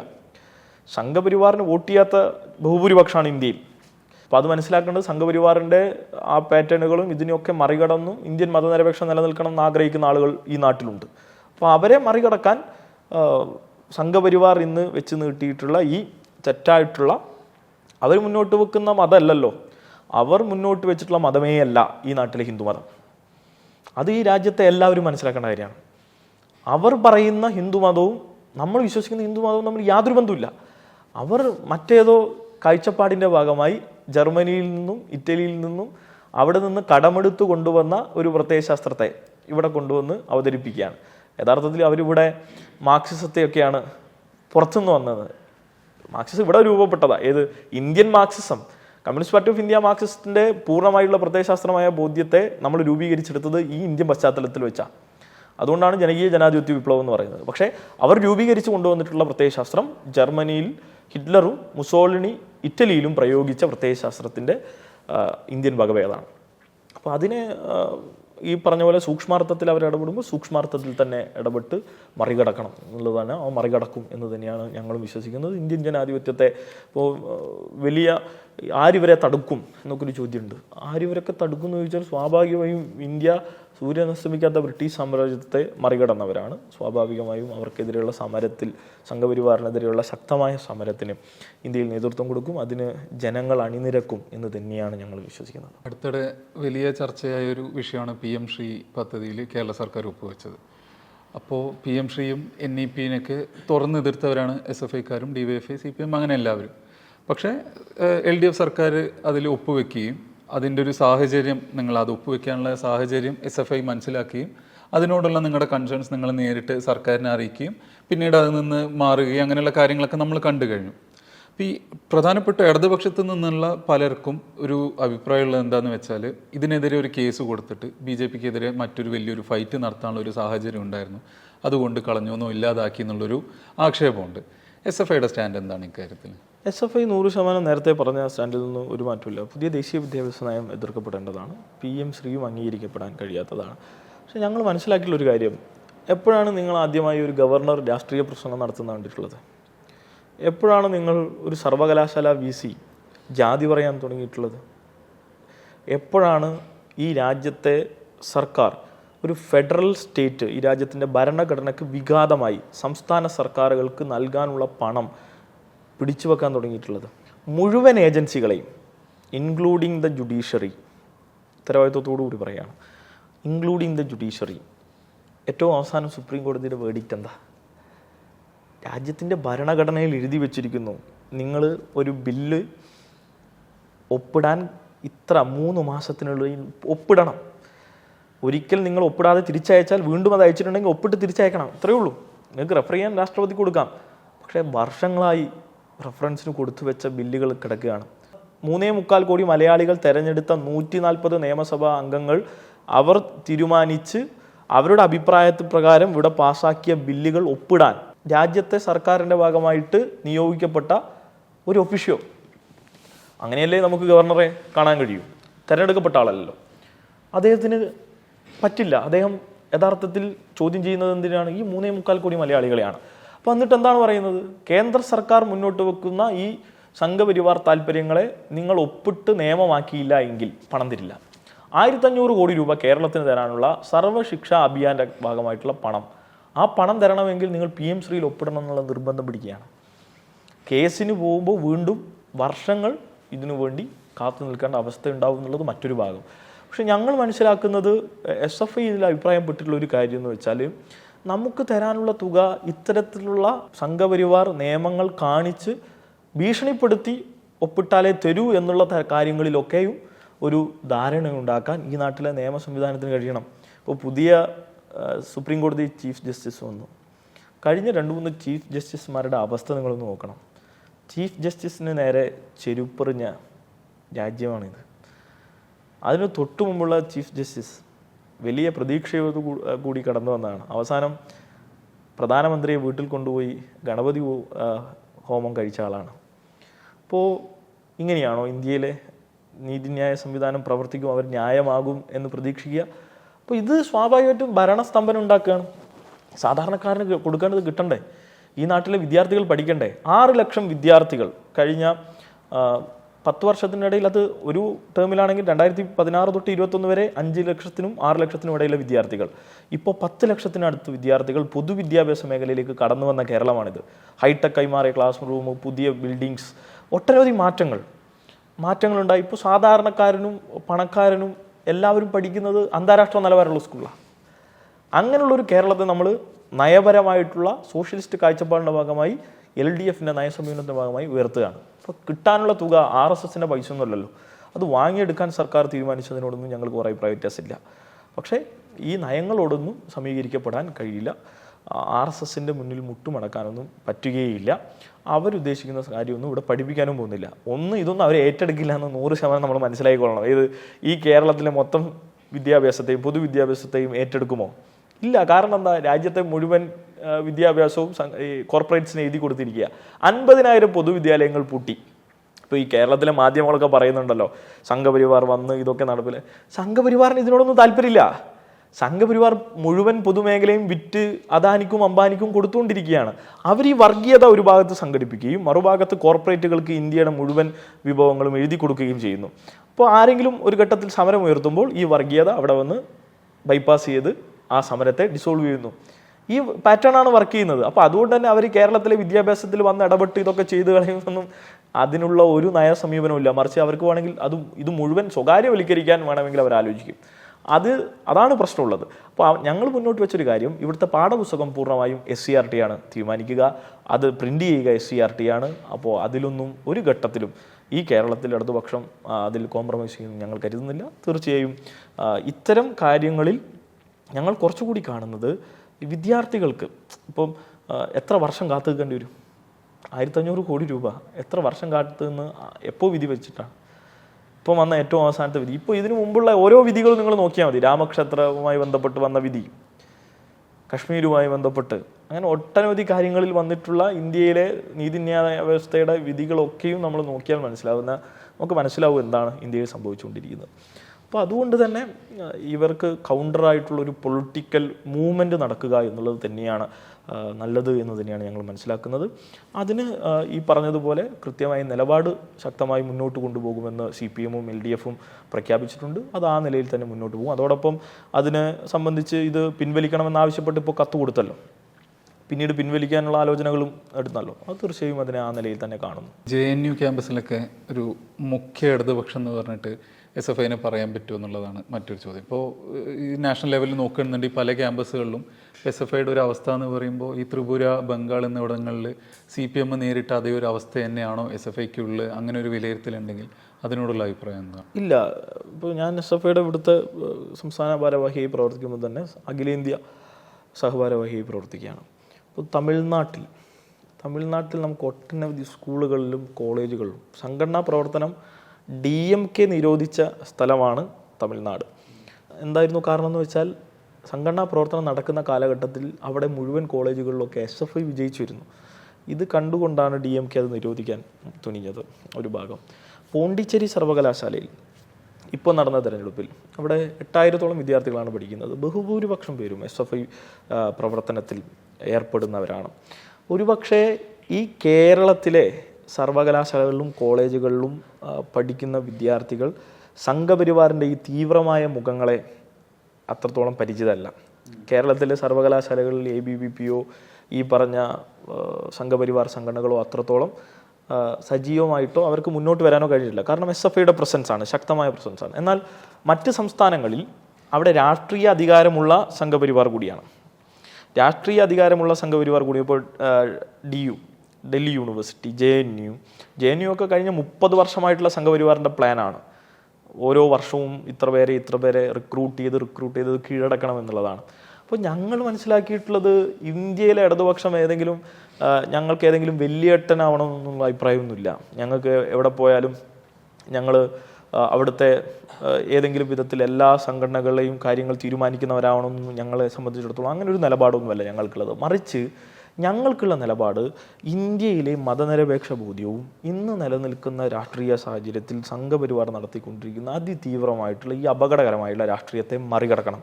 യുവാക്കൾക്കിടയിൽ, വിദ്യാർത്ഥികൾക്കിടയിൽ ഒരു ബോധം സൃഷ്ടിച്ചു കൊടുക്കണം. അവരുടെ തലച്ചോറിൽ പഠനം കഴിഞ്ഞ് പുറത്തിറങ്ങുമ്പോൾ ഈ നാട്ടിൽ ജീവിക്കാൻ, മനുഷ്യതുല്യരായി ജീവിക്കാനുള്ള ഒരു മാനവിക ബോധ്യം അവരുടെ തലയിൽ ഉണ്ടാകണം. ഇത് മാത്രമാണ് ഞങ്ങളുടെ ആവശ്യം. ഈ മാനവിക ബോധ്യത്തിൽ അവർ മതനിരപേക്ഷതയും ജനാധിപത്യവും ഒക്കെയുള്ള നല്ല മനുഷ്യരാവണം. ആ മനുഷ്യർ നാളെ കുടുംബമാവുമ്പോഴും അതൊരു സമൂഹമാവുമ്പോഴും സ്വാഭാവികമായും നമ്മൾ ഈ പറഞ്ഞ മതനിരപേക്ഷത ശക്തമായി മുന്നോട്ട് പോകും. അപ്പോൾ ഇതാണ് ഞങ്ങളുടെ ആവശ്യം. അതുകൊണ്ട് ഇന്ത്യയിലെ എല്ലാ സർവകലാശാലയും, ഇപ്പോൾ രാജസ്ഥാനിൽ വളരെ ശക്തമായ യൂണിറ്റുള്ള സ്ഥലമാണ് ഞങ്ങൾക്ക്. ഗുജറാത്തിൽ, ഇപ്പോൾ ഈ ഗുജറാത്ത് എന്നൊക്കെ പറയുന്നത് നിങ്ങൾക്ക് അറിയാമായിരിക്കുമല്ലോ. ഗുജറാത്തിൽ SFI നരേന്ദ്രമോദി അവിടെ കടന്നു വരുമ്പോൾ അവിടെ ആദ്യം അറസ്റ്റ് ചെയ്ത് കൊണ്ടുവന്നത് SFI പ്രവർത്തകരെയാണ്, കോൺഗ്രസ്സുകാരൊന്നുമല്ല. കാരണം കരുതൽ തടങ്കിൽ വെക്കുന്നത് SFI പ്രവർത്തകരെയാണ്. അവിടെയാണ് SFIയുടെ അഖിലേന്ത്യാ ജോയിൻറ്റ് സെക്രട്ടറി സത്യേഷ് അൽവ, അവരവിടുത്തെ ഗുജറാത്തിലെ സ്റ്റേറ്റ് സെക്രട്ടറിയാണ്. അവിടെ ഒരു പഞ്ചായത്ത് പ്രസിഡൻ്റായി അവരിന്ന് തിരഞ്ഞെടുക്കപ്പെട്ടു. അവിടുത്തെ പഞ്ചായത്ത് തെരഞ്ഞെടുപ്പിൽ SFIയുടെ അഖിലേന്ത്യാ ജോയിൻറ്റ് സെക്രട്ടറി. അപ്പോൾ ഞങ്ങൾ വലിയ മാറ്റം കണ്ടുകൊണ്ടിരിക്കുകയാണ്. ഗോവയിൽ പുതിയ സംഘടന രൂപീകരിക്കപ്പെട്ടു. ഞങ്ങളുടെ മുൻ അഖിലേന്ത്യാ വൈസ് പ്രസിഡന്റ് നിതീഷ് നാരായണൻ പ്രത്യേകമായി കേന്ദ്രീകരിച്ച് ഇടപെട്ടൊരു സ്ഥലമായിരുന്നു ഗോവ. അദ്ദേഹത്തിൻ്റെ പുസ്തകത്തിൽ അത് പ്രത്യേകമായി സൂചിപ്പിച്ചു. ഗോവയിൽ ഞങ്ങൾ ഇടപെടും. മഹാരാഷ്ട്ര, അതോടൊപ്പം തന്നെ തെലങ്കാന, ആന്ധ്ര. അപ്പോൾ ഇന്ത്യയിലെ 28 സംസ്ഥാനങ്ങളിൽ ബഹുഭൂരിപക്ഷം ഇടങ്ങളിലും SFI വളരെ ശക്തമായി ഇടപെടുന്നുണ്ട്. ക്യാമ്പസുകളിൽ ശക്തമായി ഇടപെട്ടുകൊണ്ടിരിക്കുകയാണ്. ഇപ്പോൾ ഓരോ ഗ്രാമങ്ങളിലെയും വിദ്യാർത്ഥികളെ, പ്രത്യേകിച്ച് സ്കൂൾ വിദ്യാർത്ഥി പ്രവർത്തനം, സംഘടനാ പ്രവർത്തനം വളരെ ശക്തമായിട്ട് നിൽക്കുന്ന മറ്റ് സംസ്ഥാനങ്ങളുണ്ട്. ഇപ്പോൾ ആന്ധ്രയിലൊക്കെ ഇത് ശക്തമായിട്ടുണ്ട്, വളരെ സജീവമായിട്ടുണ്ട്. ഇതൊക്കെ വളരെ കാര്യക്ഷമമായി മുന്നോട്ട് പോകുന്നു. അതുകൊണ്ട് തന്നെ ഇന്ത്യൻ പശ്ചാത്തലത്തിൽ ഈ നയം രൂപീകരിക്കുന്നതിലൊക്കെ ഇപ്പോഴും SFIക്കും ഇടതുപക്ഷത്തിനും പങ്കുകൊള്ളാൻ കഴിയുന്നുണ്ട്. ഇപ്പോഴും JNU-SU ജയിക്കുന്നത് SFIയും ICയും ഒക്കെ നേതൃത്വം കൊടുക്കുന്ന യൂണിയനാണ്, അല്ലെങ്കിൽ ഫ്രണ്ടാണ്. അപ്പോൾ അതുകൊണ്ട് തന്നെ ഞങ്ങൾ തീർച്ചയായും ആ കമ്മിറ്റിനെക്കാട്ടും ഞങ്ങൾ അതിനോടുള്ള ഒരു വിയോജിപ്പ് എന്ന് വെച്ചാൽ ഞങ്ങൾ തീർച്ചയായും ഇന്ത്യയിലെമ്പാടുമുള്ള ക്യാമ്പസുകളിൽ കൂടുതൽ കാര്യക്ഷമമായി ഇടപെടുക. പക്ഷേ ഞങ്ങളെ ഇപ്പോൾ ബംഗാളിൽ നിങ്ങൾ അറിയേണ്ട ഒരു കാര്യം, ബംഗാളിൽ മമത അധികാരത്തിൽ വന്നതോടുകൂടി വിദ്യാർത്ഥി സംഘടനാ പ്രവർത്തനം നിരോധിച്ചു ക്യാമ്പസുകൾ. അതുവഴി SFIയെ നിശബ്ദമാക്കാനായിരുന്നു ശ്രമിച്ചത്. പക്ഷേ SFI ഗ്രാസ്പ് ചെയ്യണം. അവിടെ കഴിഞ്ഞ തവണ അവിടുത്തെ ലോക്സഭാ തെരഞ്ഞെടുപ്പിൽ മത്സരിച്ച ഒരു ബഹുഭൂരിപക്ഷ SFIക്കാരായിരുന്നു. ഒരു വലിയ നമ്പർ ഉണ്ടായിരുന്നു, വലിയ നമ്പർ ആളുകളുണ്ടായിരുന്നു. ഇപ്പോൾ SFIയുടെ അഖിലേന്ത്യാ സെക്രട്ടറി കടന്നു വരുന്നത് ബംഗാളിൽ നിന്നാണ്. അപ്പോൾ ഇന്ന് ബംഗാളിൽ 10 ലക്ഷം മെമ്പർഷിപ്പിനടുത്തേക്ക് നമ്മൾ എത്തുകയാണ്. അപ്പോൾ ആ നിലയിലേക്ക് കാര്യങ്ങൾ മാറുകയാണ്. ഇപ്പോൾ ഉത്തർപ്രദേശിൽ, ഇപ്പോൾ പോണ്ടിച്ചേരിയിലെ ഇത്തവണത്തെ ജനറൽ സെക്രട്ടറി, യൂണിയൻ്റെ ജനറൽ സെക്രട്ടറി ഉത്തർപ്രദേശുകാരനാണ്. ഒഡീസയിൽ നിന്നൊരു മറ്റൊരു ഫൈനാൻസ് സെക്രട്ടറി വന്നത് അവിടെ. അപ്പോൾ അതുകൊണ്ട് തന്നെ ഈ ഇടതുപക്ഷത്തെക്കുറിച്ച് പറയുന്നുണ്ടല്ലോ, ഇത്തരത്തിലുള്ള ഇൻ്റലക്ച്വൽസിൻ്റെ ഇടയിൽ മാത്രമുള്ള അല്ല, ഇന്ത്യയിലെ ജനസാമാന്യങ്ങളിലേക്ക് പടർന്നു കയറാൻ ഇടതുപക്ഷം തയ്യാറായി നിൽക്കുകയാണ്. അതിനനുസരിച്ചിട്ടുള്ള ഒരു രാഷ്ട്രീയ പ്രവർത്തനത്തിന് നാന്ദി കുറിക്കാൻ SFIയിലൂടെ കഴിയുന്നുണ്ട് എന്നുള്ളതാണ് ഇന്ന് ഞങ്ങൾ കാണുന്ന ഒരു പ്രധാനപ്പെട്ട ഭാഗം. കോളേജ് സ്കൂളുകളിലൊക്കെ നോക്കി, പ്രത്യേകിച്ച് കേരളത്തിൽ നോക്കിയാൽ SFIയുടെ ഒരു ആധിപത്യമാണ്. SFIക്കാണ് കുറേ മെമ്പേഴ്സും പിള്ളേരും ഒക്കെ ഉള്ളത്. പക്ഷേ ഈ പഠനകാലത്തിന് ശേഷവും ഇവരൊക്കെ ഇടതുപക്ഷത്ത് തന്നെ തുടരുന്നുണ്ടോ, അല്ലെങ്കിൽ അവർ തുടരാനുള്ള എന്തെങ്കിലും കാര്യങ്ങൾ SFI ചെയ്യുന്നുണ്ടോ? എങ്ങനെയാണ് അതിൻ്റെ ഒരു റിയാലിറ്റി എന്ന് പറയുന്നത്? റിയാലിറ്റി വളരെ വളരെ സന്തോഷത്തോടു കൂടി ഞങ്ങൾ പറയട്ടെ, ഈ കേരളത്തിലെ ഇടതുപക്ഷം ഇന്ന് വളരെ ശക്തമായി മുന്നോട്ട് പോകുന്നതിൽ ഏറ്റവും പങ്കുവഹിക്കുന്നത് SFIയാണ് എന്ന് തന്നെ ഞങ്ങൾ അഭിമാനത്തോടു കൂടി പറയും. ഇന്ന് കേരളത്തിലെ ക്യാബിനറ്റ് മുഴുവൻ നിങ്ങളെടുത്ത് പരിശോധിക്കണം. മുഖ്യമന്ത്രി തൊട്ട് മുഴുവൻ മന്ത്രിമാരും ഇവരൊക്കെ SFI പ്രവർത്തകരാണ്. മുഖ്യമന്ത്രി KSFയുടെ സംസ്ഥാന സെക്രട്ടറി ആയിരുന്നു. P രാജീവ് SFIയുടെ സംസ്ഥാന സെക്രട്ടറി ആയിരുന്നു. MP രാജേഷ് SFIയുടെ സംസ്ഥാന ഭാരവാഹിയാണ്, SFI സംസ്ഥാന സെക്രട്ടറിയാണ്. PA മുഹമ്മദ് റിയാസ് SFIയുടെ നേതാവായിരുന്നു. അങ്ങനെ നമ്മുടെ ഓരോ മന്ത്രിമാരെയും നിങ്ങളെടുത്ത് പരിശോധിച്ചാൽ മതി. എല്ലാ മന്ത്രിമാരും, ഇപ്പോൾ സ്പീക്കർ SFIയുടെ സംസ്ഥാന സെക്രട്ടറി ആയിരുന്നു. അങ്ങനെ എല്ലാവരും ഇവരെയൊക്കെ സംഭാവന ചെയ്തിട്ടുള്ളത്. ഇപ്പോൾ MLAമാരുടെ കാര്യം എടുത്താലും എനിക്ക് മുന്നേയുള്ള 2 സംസ്ഥാന സെക്രട്ടറിമാരും ഇപ്പോൾ MLAമാരാണ്. എനിക്ക് മുന്നേ ഞാനും എനിക്കും ആർഷോനും മുമ്പുള്ള 2 പേരും MLAമാരാണ്. അപ്പോൾ ഈ കേരളത്തിൻ്റെ ഇടതുപക്ഷത്തിന് സംഭാവന ചെയ്യാൻ കഴിഞ്ഞു. അപ്പോൾ അത് കേവലം രാഷ്ട്രീയത്തിൽ മാത്രമല്ല, മറിച്ച് മാധ്യമ പ്രവർത്തന മേഖല എടുത്തോളൂ. ഇപ്പോൾ ചുറ്റും നോക്കിയ SFIക്കാരാണ്, ഞങ്ങൾക്ക് പരിചയമുള്ള ആളുകളാണ്. ഇപ്പോൾ എല്ലാ മാധ്യമ ചാനലുകളിലും ഇപ്പോൾ പ്രവർത്തിച്ചുകൊണ്ടിരിക്കുന്ന ആളുകളൊക്കെ SFIക്കാരാണ്. ഇപ്പോൾ മാധ്യമ പ്രവർത്തന മേഖലയിൽ ഈ പറഞ്ഞതുപോലെ ബ്യൂറോക്രാറ്റ്സായി അങ്ങനെ വ്യത്യസ്ത കാലഘട്ടത്തിൽ ഇപ്പോൾ ഞങ്ങളിപ്പോൾ അതിശക്തമായി അഭിപ്രായ വ്യത്യാസം പ്രകടിപ്പിക്കുന്ന ആളുകളൊക്കെ ഒരു കാലത്തൊക്കെ ഞങ്ങൾ സമരത്തിൽ ഏർപ്പെട്ടിരുന്ന ചില ഉദ്യോഗസ്ഥന്മാരൊക്കെ ഒരു കാലത്ത് SFI ആയിരുന്നു. അപ്പോൾ അങ്ങനെയൊക്കെ ഉണ്ട്. അപ്പോൾ അങ്ങനെയും ഉണ്ടായിട്ടുണ്ട്. അപ്പോൾ അതുകൊണ്ട് തന്നെ ഞങ്ങൾ SFI ഇപ്പോൾ ക്യാമ്പസുകളിൽ, ഇപ്പോൾ കേരളത്തിൽ അതിന് ഇപ്പോൾ KSUവും MSF ഒക്കെ പറയുന്ന മറ്റൊരു കാര്യം, ഞങ്ങൾ പ്രവർത്തിക്കാൻ അനുവദിക്കാറില്ല എന്നൊക്കെ പറഞ്ഞൊരു നറേഷൻ കൊണ്ട് ഈ കേരളത്തിൽ കുറച്ച് കാലം മുമ്പ് വരെ അതിനൊരു ശക്തി ഉണ്ടായിരുന്നു. പക്ഷേ ഇന്നത്തെ കാലത്ത് ഏതെങ്കിലും ഒരു വിദ്യാർത്ഥി സംഘടന വിചാരിച്ചാൽ, ഇപ്പോൾ ഈ എറണാകുളം നഗരത്തിലാണ് നമ്മളിപ്പോൾ ഇരിക്കുന്നത്, മഹാരാജാസ് കോളേജ് നമുക്ക് ഉദാഹരണം എടുക്കാം, SFIയുടെ ശക്തി കേന്ദ്രമാണ്. SFIയുടെ ഡേ ടു ഡേ ആയിട്ടുള്ള ഓരോ കാര്യത്തിലെയും ഇടപെടൽ, അത് ഈ ലോകത്ത് നടക്കുന്ന കാര്യം തൊട്ട് മഹാരാജാസിലെ അവിടുത്തെ ഒരു മരച്ചില്ല താഴെ വീണ് വിദ്യാർത്ഥികളെ ബാധിക്കുന്നത് വരെ ഉള്ള കാര്യത്തിൽ SFIയുടെ ഇടപെടലുണ്ട്. ഈ ഇടപെടൽ സൂക്ഷ്മമായിട്ട് തലത്തിൽ ഇടപെടൽ നടത്തുന്നത് കൊണ്ടാണ് നിങ്ങൾ പറഞ്ഞ കേരളത്തിലെ സർവകലാശാലകളിൽ SFI, പോളി, IT, സ്കൂൾ എല്ലാവിടെയും SFI വിജയിച്ചു വരുന്നത്. അതിൻ്റെ ഒരു സംഘടനാ സ്ട്രക്ചർ ഉള്ളത് കൊണ്ടാണ്. ഇപ്പോൾ 14 ജില്ലാ കമ്മിറ്റികൾ, 206ഓളം വരുന്ന ഏരിയ കമ്മിറ്റികൾ, 4000-ഓളം വരുന്ന ലോക്കൽ കമ്മിറ്റികൾ, യൂണിറ്റ് കമ്മിറ്റികൾ, അതൊരു 10,000-അടുത്തേക്ക് വരുന്ന യൂണിറ്റ് കമ്മിറ്റികൾ, ഇത്രത്തോളം വരുന്ന സംഘടനാ സംവിധാനം കേരളത്തിൽ SFIക്കുണ്ട്. ഇങ്ങനെയാണ് SFI മുന്നോട്ട് വന്നിട്ടുള്ളത്. അത് ഞാൻ ഈ നേരത്തെ പറഞ്ഞ സഖാവ് പിണറായി മുതൽ ഏറ്റവും അവസാനം ഉള്ള ഓരോരുത്തരും നടത്തിയിട്ടുള്ള ത്യാഗപൂർണ്ണമായിട്ടുള്ള രക്തസാക്ഷികളായിട്ടുള്ള മനുഷ്യരും ജീവൻ കൊടുത്തും പടുത്തുയർത്തിയ ബോധ്യമാണ്. അതിന് ജീവൻ കൊടുക്കേണ്ടി വന്നിട്ടുണ്ട്. കേന്ദ്ര കമ്മിറ്റി അംഗമായിരുന്ന KV സുധീഷിൻ്റെ ജീവൻ, അഭിമന്യുവിൻ്റെ ജീവൻ, ധീരജിൻ്റെ ജീവൻ, ഇവരെയൊക്കെ നിങ്ങൾ വ്യക്തിപരമായി പരിശോധിക്കുമ്പോൾ ഇവരൊക്കെ ഏറ്റവും കഴിവിൻ്റെയും മാതൃകയുമായിട്ടുള്ള വിദ്യാർത്ഥികളായിരുന്നു. ഒരു വിദ്യാർത്ഥികളായിരുന്നു. അവർ വിദ്യാർത്ഥി സമരകാലത്തും വിദ്യാർത്ഥി ജീവിതകാലത്തും അവരെല്ലാവരാലും സ്നേഹിക്കപ്പെട്ടവരായിരുന്നു. അപ്പോൾ ഈ കേരളത്തിൽ SFI മുന്നോട്ട് വന്നിട്ടുള്ള ഇത്തരത്തിലുള്ള എല്ലാ വിദ്യാർത്ഥികളെയും എല്ലാ വിഭാഗങ്ങളിൽ നിന്ന് എല്ലാ സാമൂഹ്യ നിലവാരങ്ങളിൽ നിന്നുമുള്ള വിദ്യാർത്ഥികളെ ഉൾക്കൊള്ളാൻ കഴിയുന്ന ഏറ്റവും നല്ല വിദ്യാർത്ഥിത്വത്തിനുടമയായിരിക്കുന്ന ആളുകളായതുകൊണ്ടാണ്. അപ്പോൾ അതുകൊണ്ട് തന്നെ ഞങ്ങളത് ഇനിയും ശക്തമായി മുന്നോട്ട് കൊണ്ടുപോകും. KSU, MSF തുടങ്ങിയവരൊക്കെ പ്രവർത്തിക്കാൻ സമ്മതിക്കുന്നില്ല SFI എന്നുള്ള രീതിയിൽ പറഞ്ഞു എന്നുള്ള കാര്യം പറഞ്ഞു. ഇപ്പോൾ A. റഹീം, DYFIയുടെ അഖിലേന്ത്യാ പ്രസിഡന്റ്, രാജ്യസഭ MP ആയിട്ടുള്ള A. റഹീം നമുക്ക് തന്ന ഇൻ്റർവ്യൂവിൽ പറഞ്ഞത് മൂപ്പര് DYFIയിൽ പ്രവർത്തിക്കുന്ന സമയത്ത് നേതൃസ്ഥാനത്തുണ്ടായ സമയത്ത് പ്രധാനപ്പെട്ട ഒരു ഫോക്കസ് എന്ന് പറഞ്ഞാൽ DYFIനെ പറ്റിയുള്ള ഒരു പെർസെപ്ഷൻ അല്ലെങ്കിൽ ഒരു പ്രതിച്ഛായ മാറ്റിയെടുക്കുക ജനങ്ങൾക്കിടയിൽ എന്നുള്ളതാണ്. അപ്പോൾ ഇടതുപക്ഷ സംഘടനകൾക്ക് പ്രത്യേകിച്ച് CPM, SFI, DYFI എന്നുള്ളവർക്കൊക്കെ ചാർത്തി കിട്ടിയ കുറേ പ്രതിച്ഛായ അല്ലെങ്കിൽ പെർസെപ്ഷൻസ് ഉണ്ട്. ഇപ്പോൾ അക്രമം അങ്ങനെ എന്നൊക്കെയുള്ള കുറേ സംഭവങ്ങളുണ്ട്. അപ്പോൾ DYFI അത്തരം ഫോക്കസ് ചെയ്ത് ഒരു പോയിന്റിൽ വർക്ക് ചെയ്യുമ്പോൾ SFI അത്തരത്തിൽ ഈ പ്രതിച്ഛായ മാറ്റാനോ അല്ലെങ്കിൽ പുതിയ പ്രതിച്ഛായ നിർമ്മിക്കാനോ അത്തരത്തിലുള്ള എന്തെങ്കിലും പ്രവർത്തനങ്ങളോ അങ്ങനെ എന്തെങ്കിലുമൊക്കെ ചെയ്തിട്ടുണ്ടോ? ഒന്ന്, ഞങ്ങൾ വിദ്യാർത്ഥികൾക്കിടയിൽ ഇപ്പോൾ DYFIയുടെ വർക്കിംഗ് പാറ്റേണിൽ നിന്നും എൻ്റയർലി ഡിഫറെൻ്റ് ആയിട്ടുള്ള ഒരു വർക്കിംഗ് പാറ്റേണാണ് SFIക്ക്. SFI day to day engagement നടത്തുന്ന സംഘടനയാണ്. ഡേ ടു ഡേ എൻഗേജ്മെൻറ്റ് എന്ന് വെച്ചാൽ ചേഞ്ചിങ് പൊളിറ്റിക്സിനോടൊപ്പം തന്നെ മാറാൻ. ഇപ്പോൾ DYFIയെ സംബന്ധിച്ചിടത്തോളം അവരുടെ പ്രതലം എന്ന് പറയുന്നത് മേഖലാ കമ്മിറ്റികൾ, ബ്ലോക്ക് കമ്മിറ്റികൾ, ഇതൊക്കെയാണ്. ഞങ്ങളുടെ പ്രതലം എന്ന് പറയുന്നത് ക്യാമ്പസാണ്. ക്യാമ്പസിൻ്റെ ചേഞ്ചിങ് അറ്റ്മോസ്ഫിയറുകൾ അനുസരിച്ച് തെരഞ്ഞെടുപ്പുകൾ, അവരുടെ യൂണിയൻ പരിപാടികൾ, കലോത്സവങ്ങൾ, ഇതൊക്കെയും സംഘടിപ്പിക്കുകയും അവരോടൊപ്പം നിരന്തരം എൻഗേജ് ചെയ്യുകയും ആ മാറ്റങ്ങളിലോടൊപ്പം വിദ്യാർത്ഥി സംഘടനാ പ്രവർത്തനം കൊണ്ടുപോവുകയൊക്കെ ചെയ്യുന്നവരാണ് ഞങ്ങൾ. ഈ കേരളത്തിൽ ഞങ്ങൾക്ക് ഒരു മുഖമാസികയുള്ളൊരു വിദ്യാർത്ഥി സംഘടനയാണ് SFI.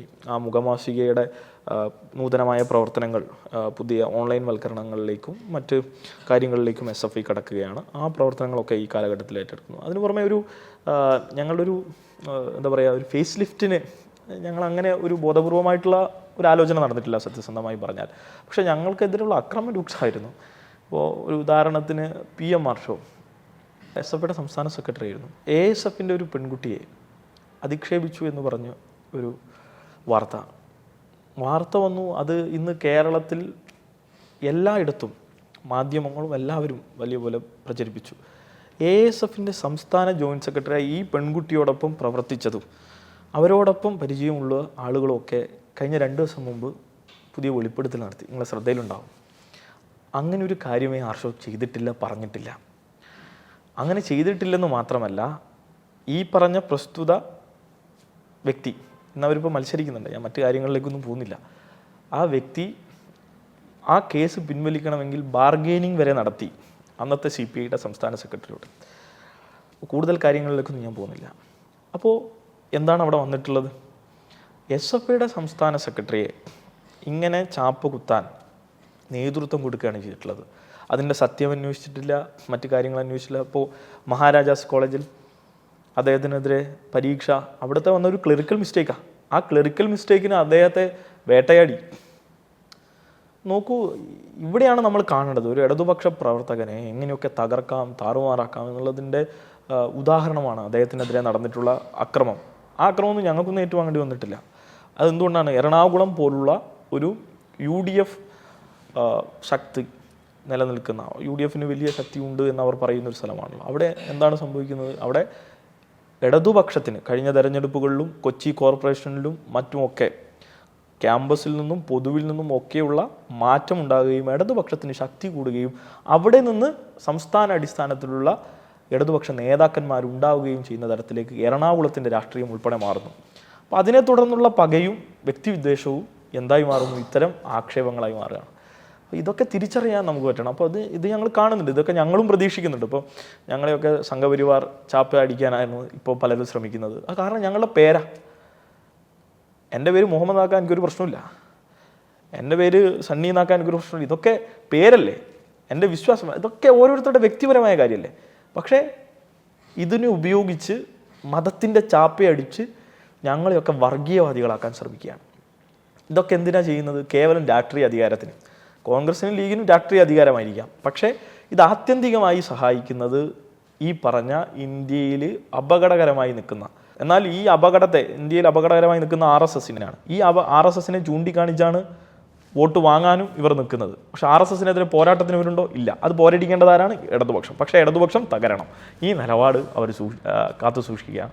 അപ്പോൾ അതിൻ്റെ നേതാക്കന്മാരെയും ആക്രമിക്കുകയാണ്. അപ്പോൾ റഹീംക്ക് പറഞ്ഞതുപോലെ DYFIക്ക് വലിയ മാറ്റം ഈ കാലഘട്ടത്തിൽ ഉണ്ടായിട്ടുണ്ട്. DYFI വലിയ, എനിക്ക് തോന്നുന്നു, അതൊരു പുതിയ പ്ലാറ്റ്ഫോമാണ് ലോകത്തിൻ്റെ മുന്നിൽ തുറന്നു വെച്ചത്. ഒരു പുതിയ, ഇപ്പോൾ അവരുടെ ന്യൂജൻ കണക്ടിവിറ്റിയും ഇപ്പോൾ നമ്മളെ മവാസോ പോലുള്ള പരിപാടികളൊക്കെ വളരെ ശ്ലാഘനീയമായി തന്നെയുള്ള ഒരു പരിപാടികളാണ്. തീർച്ചയായും വിദ്യാർത്ഥികൾക്കിടയിൽ യൂണിയൻ പ്രവർത്തനങ്ങളിലാണ് ഞങ്ങൾക്കത് കാണിക്കാൻ കഴിയുക. അപ്പോൾ വിദ്യാർത്ഥികൾക്കിടയിൽ ഞങ്ങൾ അത്തരം പരിപാടികളും ഈ കാലഘട്ടത്തിൽ ആലോചിച്ച് തീരുമാനിച്ച് കൂടുതൽ മാറ്റങ്ങളുമായി വിദ്യാർത്ഥികൾക്കിടയിലും അതോടൊപ്പം നല്ല മതനിരപേക്ഷ ബോധ്യമുള്ളൊരു സമൂഹത്തെയും കൊണ്ടുവരാൻ, നിലനിർത്താൻ ഞങ്ങൾ പോരാടും. DYFIയുടെ മവാസോനെ പറ്റി പറഞ്ഞു. അപ്പോൾ DYFIയുടെ സംസ്ഥാന സെക്രട്ടറി VK സനോജ് നമുക്ക് തന്നെ തന്നൊരു ഇൻ്റർവ്യൂവിൽ പറഞ്ഞത് DYFI തൊഴിലില്ലായ്മയെ ഉയർത്തിപ്പിടിച്ച് സമരം ചെയ്യുന്ന ഒരേ ഒരു യുവജന സംഘടന DYFI ആണെന്നുള്ളത്. അപ്പോൾ അതിൻ്റെ ഭാഗമായിട്ടുള്ള ഒരു സമര പരിപാടി കൂടെയാണ് മവാസോ അല്ലെങ്കിൽ YLF പോലുള്ള പരിപാടികൾ. അപ്പോൾ ഈ സ്റ്റാർട്ടപ്പിനെയൊക്കെ പ്രോത്സാഹിപ്പിക്കാൻ വേണ്ടി, വിദ്യാർത്ഥികളുടെ സംരംഭകത്വം എന്നുള്ളതൊക്കെ പ്രോത്സാഹിപ്പിക്കാൻ വേണ്ടി DYFI നടത്തിയ മവാസോ. അപ്പോൾ അത്തരത്തിൽ ഈ ഒരു തൊഴിലില്ലായ്മ അല്ലെങ്കിൽ ഇത്തരത്തിൽ ഇന്നോവേറ്റീവ് ആയിട്ടുള്ള കുറച്ച് എന്താ പറയുക സമര പരിപാടികളോ അല്ലെങ്കിൽ ഇത്തരത്തിലുള്ള പരിപാടികളോ SFIയുടെ ഭാഗത്തുനിന്ന് അത്തരം പരിപാടികൾ നടത്താനുള്ള ആലോചനകളുണ്ടോ? എന്തെങ്കിലുമൊക്കെ നടത്തുന്നതുണ്ടോ? ഞങ്ങൾ നടത്തിയിട്ടുണ്ട്. ഇപ്പോൾ MG സർവകലാശാലയുടെ ലിറ്ററേച്ചർ ഫെസ്റ്റിവൽ, കണ്ണൂർ സർവകലാശാല യൂണിയൻ്റെ ലിറ്ററേച്ചർ ഫെസ്റ്റിവൽ, അതിനു പുറമെ വിദ്യാർത്ഥികളിലേക്ക് അവരുടെ പ്രാദേശികപരമായിട്ടുള്ള ചരിത്രവും ഓരോ പ്രദേശത്തെയും പ്രാദേശിക ചരിത്രം, അതിൻ്റെ മതനിരപേക്ഷ കണക്ഷൻ, അതെന്ത് കേരളത്തിന് സംഭാവന ചെയ്തു, ഇത്തരത്തിലുള്ള യൂണിയൻ പരിപാടികൾക്ക്. അതോടൊപ്പം കേരളത്തിൽ കേരള സർവകലാശാലയിൽ ഞങ്ങളൊരു കോൺക്ലേവ് തീരുമാനിച്ചിട്ടുണ്ട്. ആ കോൺക്ലേവ് എന്ന് പറയുന്നത് ഈ പറഞ്ഞതുപോലെ ഇന്ത്യയിലെ ഈ ഇത്തരത്തിലുള്ള സ്റ്റാർട്ടപ്പുകളാവട്ടെ, അതോടൊപ്പം തന്നെ പുതിയ ആശയങ്ങൾ വിദ്യാർത്ഥികൾക്കിടയിലാണ് ഇപ്പോൾ ഏറ്റവും കൂടുതൽ ആശയങ്ങൾ വരുന്നത്. ഇപ്പോൾ മാവാസയിലൊക്കെ പങ്കെടുത്തവരിൽ ഭൂരിപക്ഷം വിദ്യാർത്ഥികളാണ്. അപ്പം ഞങ്ങൾ കാണുന്നത് ആ തരത്തിൽ വിദ്യാർത്ഥികളെ അവിടെ യൂണിവേഴ്സിറ്റികളിൽ തന്നെ അഭിസംബോധന ചെയ്യാൻ കഴിയുന്ന അത്തരം ക്യാമ്പയിനുകൾ, അല്ലാതെ തന്നെ യൂണിയനുകൾ. ഇപ്പോൾ മഹാരാജാസിലും ബ്രണ്ണനിലും വിക്ടോറിയയിലും യൂണിവേഴ്സിറ്റി കോളേജിലും മാത്രമല്ല, ഈ കേരളത്തിലെ മുഴുവൻ SFI നേതൃത്വം കൊടുക്കുന്ന കോളേജുകളിലും നൂതനമായ പരിപാടികൾ ഇപ്പോൾ ആലോചിച്ചിട്ടുണ്ട്. അത് ഈ പറഞ്ഞതുപോലെ വിദ്യാർത്ഥികളുടെ സ്റ്റാർട്ടപ്പ് അഭിരുചികൾ, അവരുടെ കലാപരമായ അഭിരുചികൾ, അവരുടെ കായിക താല്പര്യങ്ങൾ, ഇതൊക്കെയും ഉൾപ്പെടുത്തിക്കൊണ്ടുള്ള യൂണിയൻ പരിപാടികളാണ്. അപ്പോൾ സ്റ്റീരിയോ ടൈപ്പുകളെ പൊളിച്ചുകൊണ്ടിരിക്കുകയാണ്.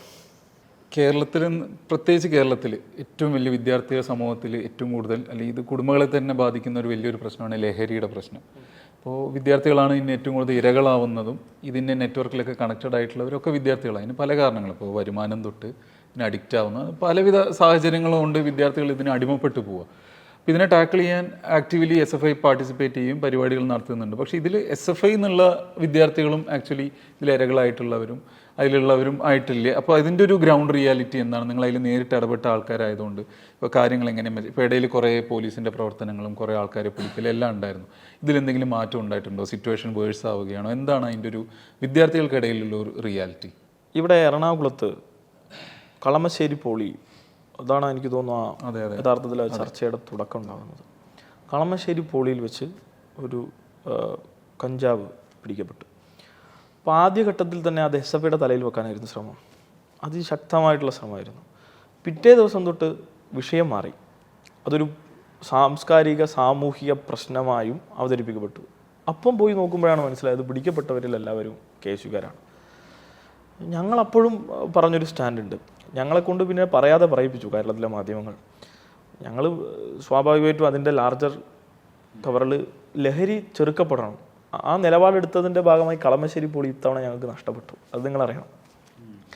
ആ ഞങ്ങളന്ന് നിലപാടെടുത്ത് എല്ലാവരും പിടിച്ചു. ആ നിലപാട് ശക്തമായി അവർക്കെതിരെ എടുത്തു എന്നതിൻ്റെ ഭാഗമായി കളമശ്ശേരി പോളി ഇത്തവണ ഞങ്ങൾക്ക് നഷ്ടപ്പെട്ടു. കാരണം നിങ്ങൾ വിദ്യാർത്ഥികളെ ഒറ്റി എന്നായിരുന്നു അവിടുത്തെ ചിലർ പറഞ്ഞത്, ഈ ആൻറ്റി സോഷ്യൽ എലമെൻറ്റ്സ് പറഞ്ഞത്. യഥാർത്ഥത്തിൽ അതിൻ്റെ പേരിൽ ഇനി എന്തൊക്കെ നഷ്ടപ്പെട്ടാലും ഞങ്ങൾക്ക് ഒരു ബുദ്ധിമുട്ടുമില്ല. പക്ഷേ അതിനെ ഇപ്പോഴും പ്രോത്സാഹിപ്പിക്കുന്നുണ്ട്. ടു ബി ഫ്രാങ്ക്, കേരളത്തിൽ ക്യാമ്പസുകളിൽ വിദ്യാർത്ഥികളെ സംഘടിപ്പിക്കാൻ KSU ഈ പറഞ്ഞ സംഘടനകളുമൊക്കെ ഇത് അവർക്ക് സപ്ലൈ ചെയ്യുന്നുണ്ട്. ഇത് ഒരു വിദ്യാർത്ഥി സംഘടനയെ വെറുതെ ഞങ്ങൾ ആക്ഷേപിക്കുകയല്ല, മറിച്ച് പലപ്പോഴും വിദ്യാർത്ഥികൾക്കിടയിൽ നിന്ന് തന്നെ ഞങ്ങൾക്ക് കിട്ടുന്ന വിവരങ്ങൾ എങ്ങനെയാണ്. ഇപ്പോൾ ഞങ്ങൾ തന്നെ നേതൃത്വം കൊടുത്ത്, ഇപ്പോൾ ഞങ്ങളുടെ സംഘടനയിൽ ഒരാൾ പോലും അത്തരത്തിലുള്ള ഒരു തെറ്റായ നിലപാടിനെയും ഉൾക്കൊള്ളാൻ അല്ലെങ്കിൽ ആ നിലപാടിൻ്റെ ഭാഗമായോ അല്ലെങ്കിൽ ഇത് ഉപയോഗിക്കുന്നവരായോ ഇത് വിൽക്കുന്നവരായോ ഇതുമായിട്ടൊരു ബന്ധമുള്ളവരെയും ഞങ്ങളുടെ സംഘടനയിൽ നിർത്താൻ പോയിട്ട് അതിനെക്കുറിച്ച് ആലോചിക്കാൻ പോലും കഴിയില്ല. മറിച്ച് അവർ സാമൂഹിക വിരുദ്ധരായി മാറ്റി നിർത്തപ്പെടേണ്ടവരല്ല, മറിച്ച് അവരെ ക്ലിയർ ചെയ്ത് സമൂഹത്തിൻ്റെ ഭാഗമാക്കണം എന്ന നിലപാട് തന്നെയാണ്. പക്ഷേ ഇവിടെയൊക്കെ ഉപയോഗിക്കുന്നത് എന്താണെന്ന് വെച്ചാൽ, കളമശ്ശേരിയിലായിക്കൊള്ളട്ടെ എവിടെയും ആയിക്കോട്ടെ, ഇങ്ങനെ ഇടതുപക്ഷത്തെയോ SFIയോ, കാരണം ഞങ്ങളിൽപ്പെട്ടവരൊക്കെ അത്തരത്തിലുള്ള, ഇപ്പോൾ രാഹുൽ മാങ്കൂട്ടത്തിനെ പോലത്തെ ഒരു വിഷയത്തിൽ ഞങ്ങളിൽപ്പെട്ട യുവ നേതാക്കളെയോ പ്രവർത്തകരെയോ നിങ്ങൾക്ക് കിട്ടില്ല. അല്ലെങ്കിൽ ഈ പറഞ്ഞ വയനാട് ദുരിതാശ്വാസ നിധി കട്ടതുപോലെയുള്ള പ്രവർത്തനങ്ങൾ ഞങ്ങളിൽ ഇടതുപക്ഷ പ്രവർത്തകരെയോ നേതാക്കന്മാരെയോ നിങ്ങൾക്ക് ലഭിക്കില്ല. അപ്പോൾ അങ്ങനെയുള്ള അവരെയൊന്നും കിട്ടാത്തത് കൊണ്ട് തന്നെ സമീകരിക്കപ്പെടണമല്ലോ. സമീകരിക്കപ്പെടാൻ വേണ്ടി അവരുടെ എല്ലാ ദുഷ്ചെയ്തികളും അല്ലെങ്കിൽ അവരുടെ എല്ലാ ദുരിതങ്ങളും അവരുടെ എല്ലാവിധ തെറ്റായ രാഷ്ട്രീയവും ഇടതുപക്ഷത്തിനും ഉണ്ട് എന്ന് പറഞ്ഞ് ഫലിപ്പിക്കണം. അതിനവരെ പിന്തുണക്കുന്ന മാധ്യമങ്ങളുണ്ട്. മനോരമയുടെ ആദ്യത്തെ പേജിൽ എഴുതിയത് SFI പ്രവർത്തകൻ എന്നാണ്, പിറ്റേന്ന് എഴുതിയത് പൂർവ്വ വിദ്യാർത്ഥി എന്നാണ്. കാരണം പിടിക്കപ്പെട്ട് അറസ്റ്റ് ചെയ്യപ്പെട്ട് മേസറിൽ എഴുതിയത് മുഴുവൻ KSU നേതാക്കന്മാരാണ്, അവിടെ മത്സരിച്ചവരാണ്. അപ്പം ഈ ഒരു സ്ഥിതി മാറണം. ഈ ഒരു സോഷ്യൽ വിഷയമാണ് നിങ്ങൾ ഉയർത്തുന്നതെങ്കിൽ അത് സോഷ്യലി നിങ്ങളത് ഓഡിറ്റ് ചെയ്യണം. ഞങ്ങൾ പറയുന്നില്ല അത് KSUക്കാരാണെന്നുള്ളോ നിങ്ങൾ അയാൾക്കെതിരെ കുറ്റപത്രം ചേർത്ത് അയാളുടെ ജീവിതം തുലയ്ക്കണം എന്നുള്ള അഭിപ്രായമൊന്നും ഞങ്ങൾ പറയുന്നില്ല. പക്ഷേ നിങ്ങൾ ഒന്നിനോട് ഒരു സമീപനവും SFIയോട് ഒരു സമീപനവും KSUവിനോട് മൃദു സമീപനവും എടുക്കുമ്പോൾ അത് സ്വാഭാവികമായും ചോദ്യം ചെയ്യപ്പെടും. അത് ഞങ്ങൾ വന്ന് ചോദ്യം ചെയ്യേണ്ടി വന്നു. എന്നോട് ഒരു കേരളത്തിൽ ഉത്തരവാദിത്തപ്പെട്ട മാധ്യമപ്രവർത്തകൻ പറഞ്ഞത് ഞങ്ങൾ അറിയില്ല KSU ആണെന്ന്. അപ്പോൾ ഞാൻ പറഞ്ഞു, നിങ്ങൾക്ക് ഇതൊന്നും അറിയില്ല, ഇത്രയും പോലീസ് അറസ്റ്റ് ചെയ്തു, FIR വന്നു, എന്നിട്ടും നിങ്ങളെന്താ വാർത്ത കൊടുക്കാഞ്ഞത്? ഞങ്ങൾ അറിയില്ല. അപ്പോൾ ഞാൻ പറഞ്ഞു, എപ്പോഴാണ് നിങ്ങൾ അറിയുന്നതെന്ന് ചോദിച്ചു. അത് നിങ്ങളിപ്പോൾ പറയുമ്പോഴാണ് അറിയുന്നത്. ഞങ്ങൾ പത്രസമ്മേളനം വിളിച്ച് പറയുമ്പോഴായിരുന്നു കളമശ്ശേരിയിൽ KSUക്കാരെ പിടിച്ചു എന്ന് മാധ്യമങ്ങൾ അറിഞ്ഞതുപോലും ഈ കേരളത്തിൽ. അപ്പോൾ ഇതൊക്കെ ഞങ്ങൾ വിശ്വസിക്കണം എന്നാണ് അവർ കരുതുന്നത്. അപ്പോൾ ഇതിലൊരു അജണ്ടയുണ്ട്. ഇടതുപക്ഷവും ഈ പറഞ്ഞ കോൺഗ്രസ്സൊക്കെ ഒരേപോലെയാണ്, അവരിങ്ങനെയൊക്കെ തന്നെയാണ്. അത് സമീകരിച്ച് എങ്ങനെയെങ്കിലുമൊക്കെ വലതിൻ്റെ രാഷ്ട്രീയത്തെ അധികാരത്തിലെത്തിക്കാനുള്ള ഇവരുടെ ഒരു അജണ്ട അതിലുണ്ടാകാം. പക്ഷെ സത്യം പറയാൻ തയ്യാറാവണ്ടേ? ആ നിലപാട് ഞങ്ങൾ എടുത്തു. ഞങ്ങൾക്ക് ഈ പറഞ്ഞ ലഹരിയുമായി ബന്ധപ്പെട്ട ഒരു പ്രവർത്തകനെയും ഒരു നേതാവിനെയും ഒരാളെ പോലും ഞങ്ങളുടെ സംഘടനയിൽ വെച്ച് ഉറപ്പിക്കില്ല. ഞങ്ങൾക്കതിന് നിങ്ങൾക്ക് ഉറപ്പ് തരാൻ കഴിയും. അങ്ങനെയുള്ള ആളുകൾ ഞങ്ങളുടെ കൂട്ടത്തിലില്ല.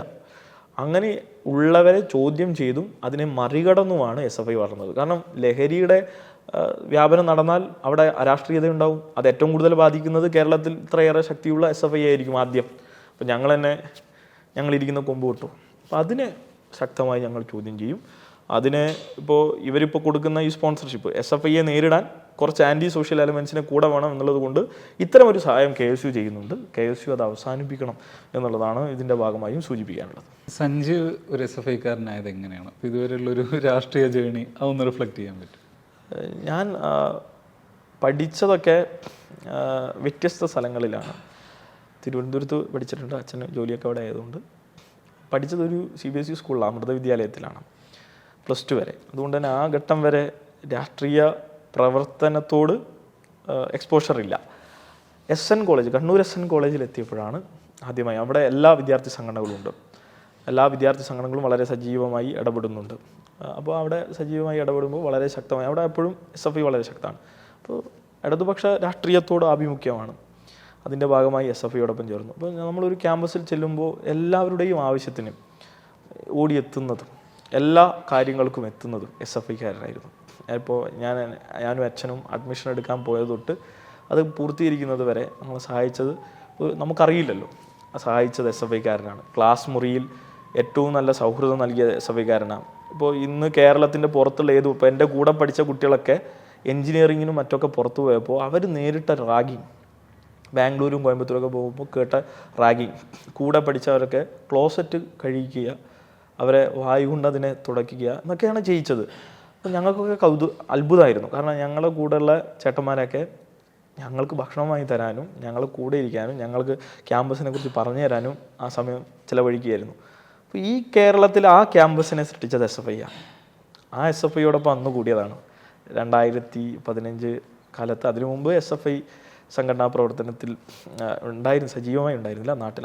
അച്ഛനൊക്കെ ഇടതുപക്ഷ രാഷ്ട്രീയത്തിനോട് വളരെ ആഭിമുഖ്യമുള്ള ആളാണ്. അപ്പോൾ അങ്ങനെ പിന്നെ തുടർച്ചയിൽ SFIയിൽ പ്രവർത്തിച്ചു. അങ്ങനെ ഇന്ന് കാണുന്നത്. അപ്പോൾ ഞങ്ങൾക്കൊക്കെ ഇപ്പോൾ എൻ്റെ വീട്ടിൽ ഈ പറഞ്ഞ ഇടതുപക്ഷ എന്താ പറയുക മുഴുവൻ സമയ രാഷ്ട്രീയ പ്രവർത്തകരൊന്നും ഉണ്ടായിട്ടല്ല, മറിച്ച് നമ്മൾ ഇന്നിപ്പോൾ ആ ബോധത്തോടൊപ്പം സഞ്ചരിച്ചു.